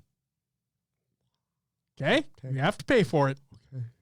I think there might be a free version of something in the game. I don't know, but I do know for $25, you get a new dungeon. Oh, yeah. That's in the motherfucking D1 loot cave. Yeah, so they turned it into a dungeon. Yep. Yes. And as Mar states, Yallarhorn is back. Yep. I did see that. And also, you like hand cannons, you said. Yeah. They're bringing back classic D1 weapons. One of them is a D1 hand cannon. Which one? I forgot. Okay. So, yep. Beth says, never played the Titanfall 2 campaign. Shocked, I know, LOL. But multiplayer was awesome. It absolutely was awesome. And you should play the campaign. Mara says, so we got Witch Queen, Lightfall, and the Final Shape as the expansion names. Fuck. Yeah, we did. There'll be free things from the pack. The dungeon is going to be epic. I fucking hope so, man. I thought that was really cool. What a great throwback to like, hey, this thing that everybody exploited in D1. Let's just dive. I mean, they already brought it back in D2. Let's lean into it more. Yeah, fucking go right in there. You're the fucking loot cave. Oh my God. Josh, all I need to know, all the D1s are coming back. All the D1 weapons are coming back slowly. Okay. As long as they're cool. And they play well. That's the big thing. Balanced properly. Yep. Oh, and they got an anti-cheat. They're working with BattleEye. They are. Beth says, agree. If Destiny had a good ranking system, I would have played it a ton. Well, hey, now with anti-cheat coming in, who knows? Maybe it'll be fun. I don't know. I'm not a big PvP guy in Destiny. I feel like there's too many variables. When you dunk on somebody, it's fun as hell. But when you get dunked on, Trials is coming back, and that's like one of their big things with the anti-cheat, because that's like the height of Destiny competitive. Yes. And people weren't playing it because of the cheaters. And they're changing the way the loot pool works. Yeah, you can still get things. Yeah, so now instead of solely being based on the amount of wins that you have, it's based off of round wins and match wins. Yeah. And so and also if you do go flawless, there is still exclusive rewards for you at the Lighthouse, where exclusive cosmetics and then adept versions of weapons are only available for that. So really cool that you're still getting that opportunity for exclusive stuff if you go flawless. And then also, like, if you just want to dibble dabble and try your hand at getting some rewards from trials, you can do that. Pretty fucking cool. But yeah, man, that fucking game, dude. I respect and I at times agree with the statement of, oh, Destiny 2 is just more of the same shit. You're just doing the same thing over and over and over again. But at the same time, that game's really fucking fun to play. Just from a gameplay perspective. And that's a lot of what it comes down to, is if the game feels good to play. Yeah. And that game really feels good to play. And on top of that, we ran through the story together on the last expansion. Beyond Light, yeah. Beyond Light. And it's co-op so fun. Like us giving each other shit when we're not in the same area. Yep. Getting over here. And the fucking, when we were looking for secrets in the Braytech area. Yeah. The Braytech laboratory. We just ran through it. Yeah. And we were running away from enemies that were far more powerful than us because we thought there was something hidden somewhere. It turns out you just needed a mission unlocked to get it. You just need to go further in order to get what we found. But we found it. Like, we got it. It's so cool. That's fucking so cool. And then they have like those exotic missions where that exotic like rifle, like bolt action rifle or whatever the fuck it was, and that mission that was tied to it was like spooky. There's a lot of ambiance to it, and it's just, I love how now that they're away from Activision, because I really do feel a lot of this stem from that. Mm-hmm. I love how it finally feels like they're gonna be able to do what they want to do with it. And there's a reason why this didn't happen at first. Like, there's a reason why this didn't happen immediately when they got away from Activision, because they said that. They said right after they left and they announced that, here's what we're working on. We are working on crossplay. We are working on all this. Here's the announcement of Lightfall, right? When they said all that, mm-hmm. Luke Smith also said in that live stream that, guys, this isn't going to be an overnight change. So don't expect that. Instead, here's what we're doing. And in like, as seasons continue, as we're able to progress, we're going to implement these things. We're going to make this into the best. There it is again. The best first person shooter action MMO. Like, that's what their ultimate goal is to be. So, Mar says Gamescom had no Halo. Okay, Bungie had our backs, LOL. And he said, by the way, people who complained about Gamescom not having Halo weren't paying attention to social media. So, to quickly touch on that, typically someone from 343 has been out there saying that, hey, to temper expectations, here's what to expect, right? That didn't happen. At least I didn't see that with the Xbox stream for Gamescom earlier today. Therefore, since I did not see that, I just assumed that we weren't going to see anything. So there's that. We still have opening night live. We talked about briefly what Maddie said in the Discord, where Halo Infinite is up for a Best of Gamescom award, and there is a qualification behind that they have to show a 10-minute demo or video. Now, whether or not that's behind closed doors or to the public, that's not listed. So take that as you will. But there you go. But no, the only information that we have to go on, the literal only information that we have to go on, is Joe Staten saying that the release date is coming really soon. Tie a fucking bow on it and ship that shit away. That's all we got. So sit tight and just wait. That's all we can do. Yeah, Destiny 2, The Witch Queen. It's coming. And like I said, February 22nd, 2022. So this coming February. Will, anything else you want to add before we move on? No, I'm good. All right. Oh, I guess I'll just ask you, do you think the Rockers should stay together, yes or no? Yes. I agree. There was one quickly on the Halo front, because I saw this opinion on Twitter, or this question on Twitter, in terms of Halo Infinite and the Forge being delayed. How is this going to affect competitive, right? Like if a change needs to happen on a map or whatever, right? Mm-hmm. So I thought about it, and my response to that is, Forge is being delayed for the public. Yes.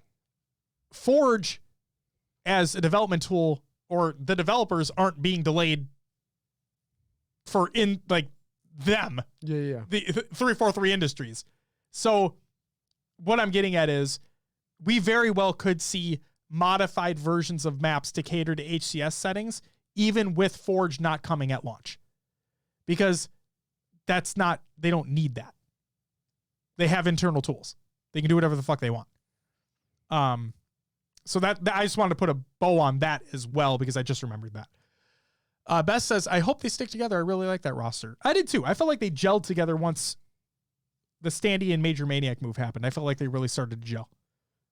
I think if one person is on the hot seat, it's Major. Sure. Because I feel like there are other ARs out there that can perform better. Sure. But the team comp is so good. Like, do you dabble with changing that? I don't think you do. I wouldn't. I would wait. Chemistry is good. I would wait for Vanguard to release. I would wait till you get an event under your belt to really think about it. Because by that time, though, everyone's signed. Not necessarily. Yeah. I'm just trying to think, like, do you have a veteran who is on a free agent list? Who was our sniper in Modern Warfare? Wasn't that I can envision his face in my head. Yeah, same. What was his name? Fuck. What was his name? We had ASIM. We had Silly. We had GodRx. GodRx. Yeah. I got him there. I could see him coming back to be a good AR. No, I don't want him. No? No. All right. No. Especially in World War II where it's not all fancy. What if for some godforsaken reason we have an online event again? We knew what happened. He kills it on land, though. Yeah. He's a land guy. Land is fantastic. Online's a whole different story. I want consistency, Will. All right.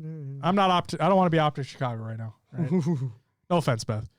Like I said, I predicted them to go further than they did. I wish they did, but it is what it is. All right. It's time for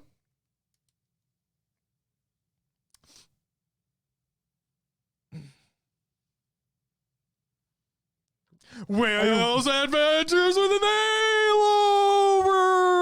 Halo-verse. You really waited for me to push the damn button? And other games, too. You could have just said it, and then I pushed the button as you were saying What it. I should have done was I should have reached over and pressed it. No, great. And then set it in your mic. Well, what'd you play last week? Play Valorant and Apex. You played Apex. Yeah. My buddy Joe is into the 3v3 mode, so we've been playing that. Yeah. Nice. Yeah, I suck, but I'm okay. That is ranked, right? It can be. Are you playing ranked or A no? little bit. Okay. I have not played enough placement matches. Who are you choosing as your? Well, we've been flipping it around a lot. I started off as Lifeline for the revives. Love Lifeline. And then, because now, like when you played, her shield used to go up when you were reviving, right? That's no longer a thing. You just throw her bot out and you can continue to play while her bot revives. Oh, I thought. Okay, cool. So that's new, but so that was an advantage, right? In 3v3s, Yeah. you're able to revive and still play. Awesome. You're not down That's fucking reviving cool. someone. But then I switched to Bloodhound for the scans. What about Seer? That's who I'm on now, is Seer. Those wall hacks, bro. Wall hacks, yep. Now I heard that Seer just got patched. For what? Just got patched. Either today or yesterday, I think a Oh. patch went out for Seer. Great. Have fun. Nerfing the new guy already. Probably. To be honest, the wall hacks are... I heard it's a lot. It's a lot? Yeah. Doesn't every champion or whatever they call them in that game, like just in any class-based game or hero-based game, Always come every out too new strong. one comes out too strong? Yeah. Then they have to dial it in. So I mean, if you think about it, though, like his Q ability to send out the whatever, it only does 10 damage. Like, you're not doing a lot of damage. no. But doesn't that add like a tracer or something? For a second. It just reveals them for a second. Okay. That's not bad. No, and it's like, it's a cone, right? So, like, it's, I don't know. I understand why it's seen to be overpowered in that game, but whatever. It is what it is. How's Valorant going? Bronze 3 still. You getting there? Trying. I believe in you. Joey and I haven't played in a while. Trust me. I'm itching, man. I'm itching. Soon. Soon. Mm-hmm. I can't wait. Beth says, none taken, LOL, on the Optic Chicago Oh, yeah. statement. And then she says, I don't know that I expected much more from them, to be honest. They historically tend to start out cold and lose their first series, which used to not be a big deal when the first match was pool play. But with first round actually meaning something now, that tendency putting them into hole from the rip. Fair enough. Yeah. And then Mara says, Optic, I need a drink. Sure. Yeah, Optic, I'm sorry too, man. I mean, Mara, I'm sorry too, man. That's Jesus Christ. But yeah, Valorant and Apex, that's been the 2 games. Valorant is coming out with a butterfly knife, apparently, in a bundle that costs 7,100 credits. That's a lot of money. And they're like, from the look of it, they're like more realistic looking guns with like random attachments. Oh. So like, it was showing like they had like a green laser or a purple laser, or like some of them had like 4 grips or something, like What in the fuck? really looking weird. So I'm excited to see when those actually come out, what they look like. And then there was a butterfly knife, which it's cool, but there's nothing like special about it. It's the CS:GO expansion. Yeah, exactly. Exactly. No, that's something I love about what they do is that while their skins are fucking incredibly expensive, the game is free. So got to make money somehow. Mm-hmm. And while obviously I wish skins were cheaper, hey, the game is free. Can't complain. Yep. What'd you play? I played Final Fantasy 14. Mm-hmm. No shit. Mm-hmm. I got a flying polar bear. Okay. It was a free event, and you do 2 quests. They're very easy, and you get a polar bear.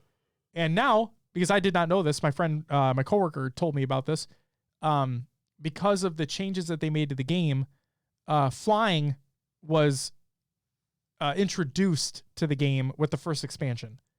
But now we're so far into it, they actually added flying to the base game.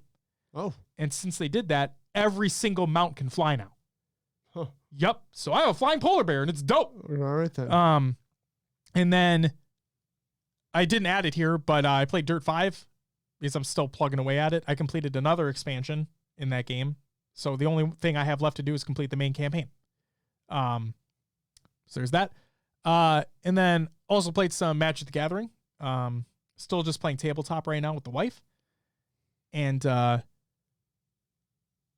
hope she's not listening right now because I got some more cards, but that's besides the point. Mm-hmm. So that's what I played. I'm really, really, really, really loving Magic. It's really fun. Cool. Yeah. Well, it's time for some shout outs.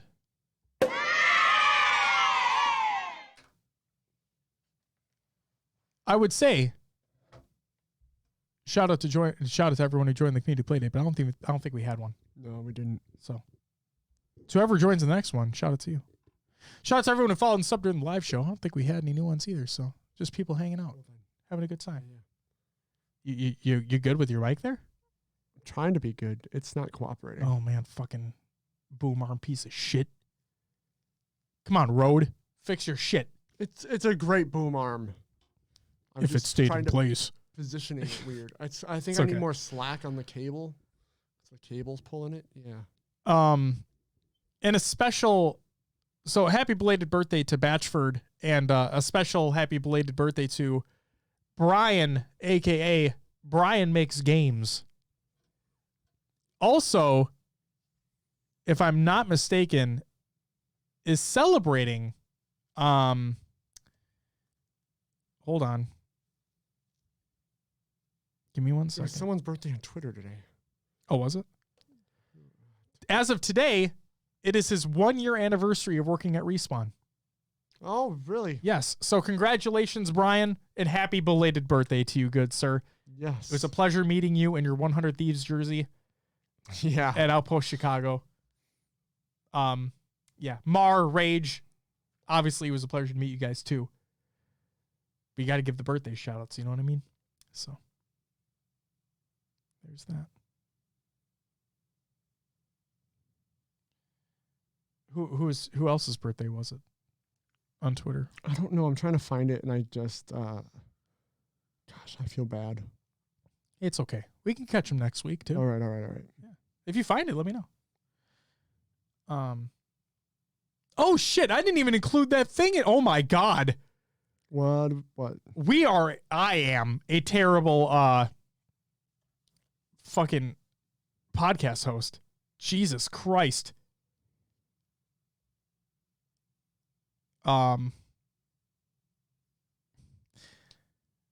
Hey, Will, Yeah. can I ask you a quick favor? What's that? Can we get back just real quick, because this is actually important. Can I get back to the competitive news? From 4 minutes and 56 seconds into the show, we're now 2 hours and 4 minutes and 25 seconds. Time into the for show. some competitive news. I'm not doing the soundbite. Fuck. There you go. Tashi put out a tweet with a GIF that had a contract being signed that says it's official, with the statement of hashtag HCS. Tashi, when is the first and where is the first event?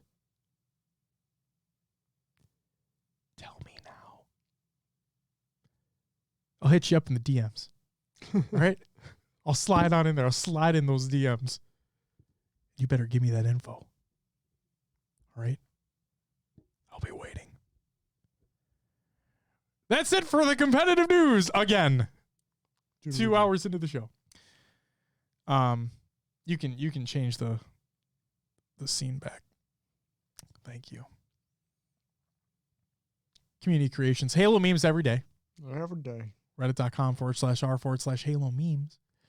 Clips of the week number 119 by High Tech Redneck. It's over on YouTube. It's got a mixture of Halo 5, some Splitgate clips in there too. That's a game I need to try to dive back into, is a little bit of Splitgate. Now that it's on consoles, on these mouse and keyboard warriors. Know what I mean? Halo the Flood photos by Fletch. It's fucking dope. It's like a recreation of Halo the Flood, the book, the cover art for the book. And it looks damn good. Our partners in Podcast Evolved, shout out to you guys. We'll plug you later too. They have updated art and graphics, which look phenomenal, by the way. This is by Podcast Evolved and Quint. Check out the tweet. Just updated, upscaled, looks fucking awesome.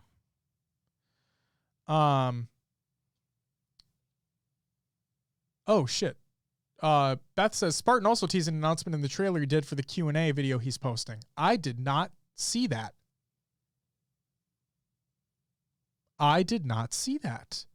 Huh. Thank you for bringing it up. And that's it for the competitive news. Again. Mar says, waiting in that post show to ask about Pokemon TCG. I'm curious, and I'm only 4 days in. Mar, we probably won't do a post show if I'm being completely honest with you. So please go ahead and ask now, and we will quickly address it before we close out the show. So please do. Next up, Falling Esports montage tease. It's by Falling Esports on Twitter. It's a little bit of a tease. Go check that out. Will, that's all I got for the community creations and for the 3-time interruption of competitive news for the show. Without further ado, sir, would you mind plugging the show? Find us on your favorite podcast services. Search for HCS Pro Talk. We are on iTunes, Podbean, Stitcher, Spotify, and others as well. Leave us a review and let others know about the show. Pocket and Cass. Join the Discord, join the community discussion. Lots of good things going on over there. Get some updates on when we're doing things as well. And all of the workings of what's going on. Pretty much. Pretty much. Discord, yeah. Join it. Links provided in the Google Doc or the show notes of the show, or just reach out to us. You can find us on social media. Twitter, Instagram, Facebook, YouTube. We're on Twitch. If you're listening, you didn't know that these people we're talking to during the show in our Twitch chat. You thought we're on Mixer. Nope. Dead wrong. Wrong streaming service. You thought we're on Facebook gaming? Nah. YouTube gaming? Nah. We do have a YouTube, though. We do. We do. Go check that out. If you want to catch the bot afterwards. Oh my God. Oh, I gotta update the link in the template. Because it is now just youtube.com/HCS Pro Talk. Yeah. And then go to hcsprotalk.com where you can find a link to the merch in the top right corner that we need some new shit. I know we do. Josh knows we do. You guys probably know we do, but be patient. Things will come. Merch. I feel like we've had enough patience with Maddie. Just release it. Just kidding. Merch. Maddie Rom's merch. I'm just gonna hit this mute button over here and close up. Don't forget about the fine folks over at Podcast Evolved. If you want lore, missions, books, blocks, and top Halo news stories, check them out.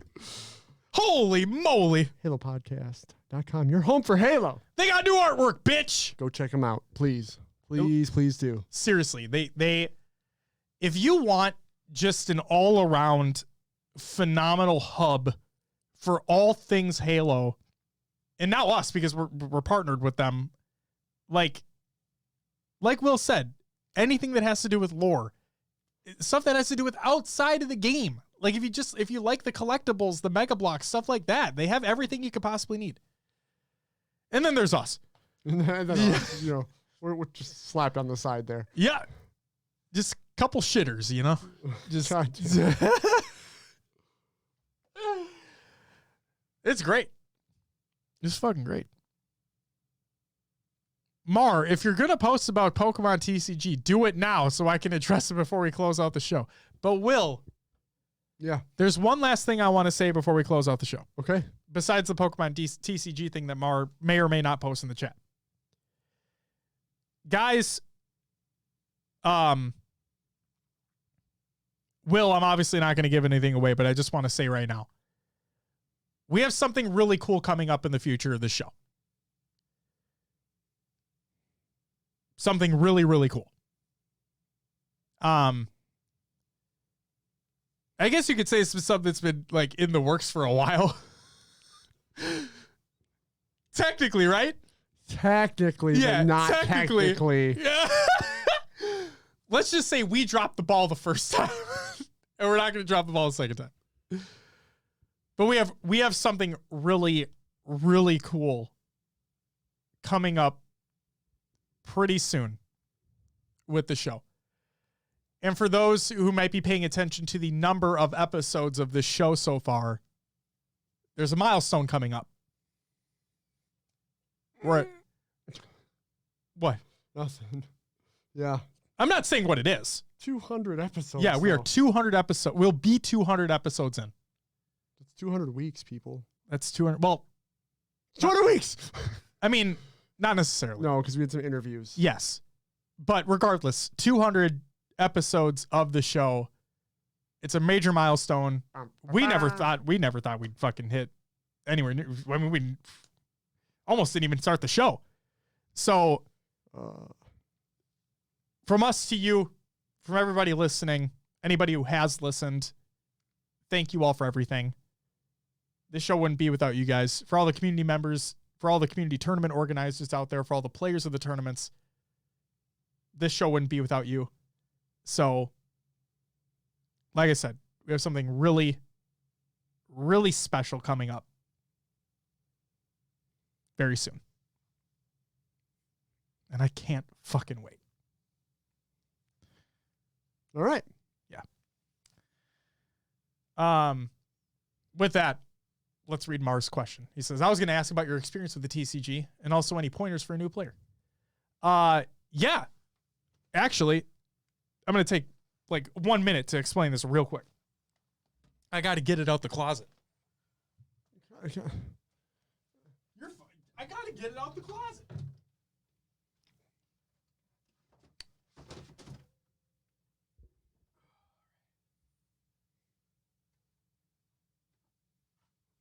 Okay. This is not an ad, by the way. This is just really cool.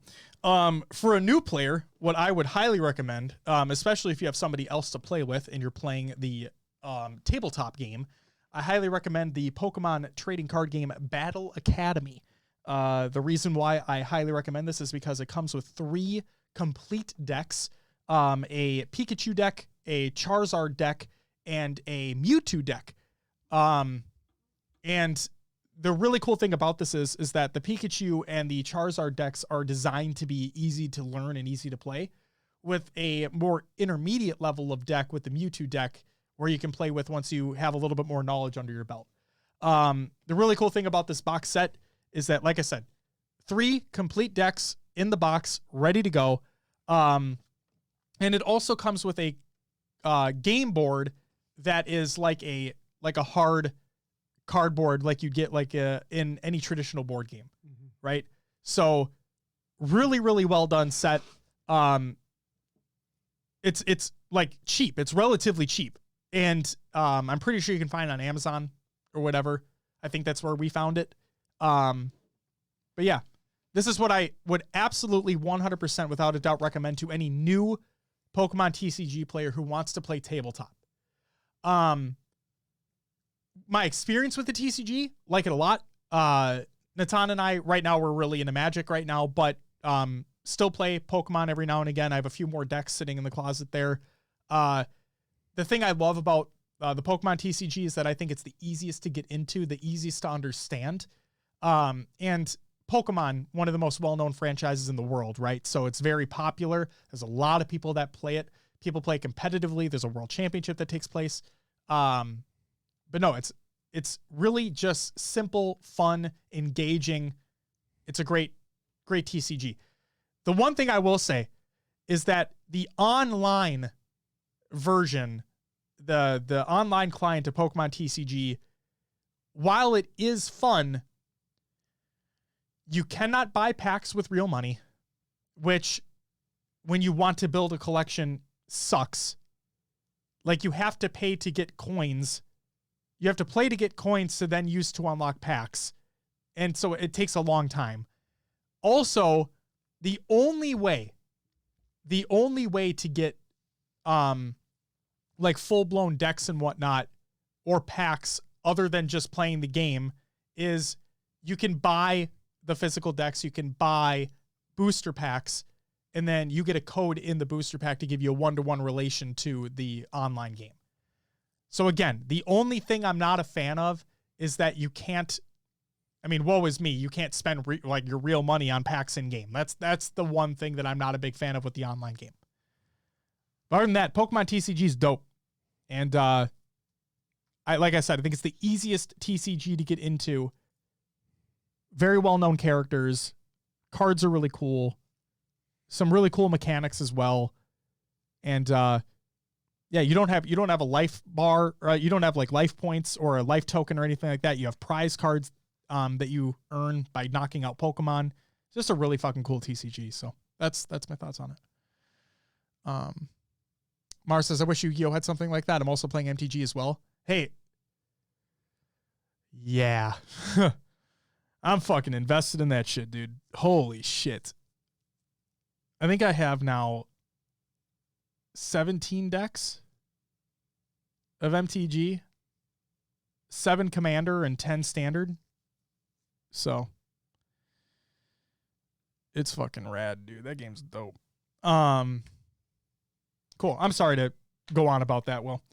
My move ring is closed. So too much of this. All right, ladies and gentlemen. That is going to do it for episode 197 of HCS Pro Talk. I want to thank you very much for listening about everything that we talked about today and the Pokemon TCG stuff. I want to thank you very much for watching. If you're watching live, thank you so much. If you're watching the YouTube VOD, thank you so much. And like I said, if you're listening, wherever you're listening, however you're listening, it is greatly appreciated. Yeah, like Will mentioned in the plugs, if you ever want to reach out to us, if you ever want to talk to us, we're on Twitter. Tweet at us. Send us a DM. We're always available. Get in the Discord. We're always available.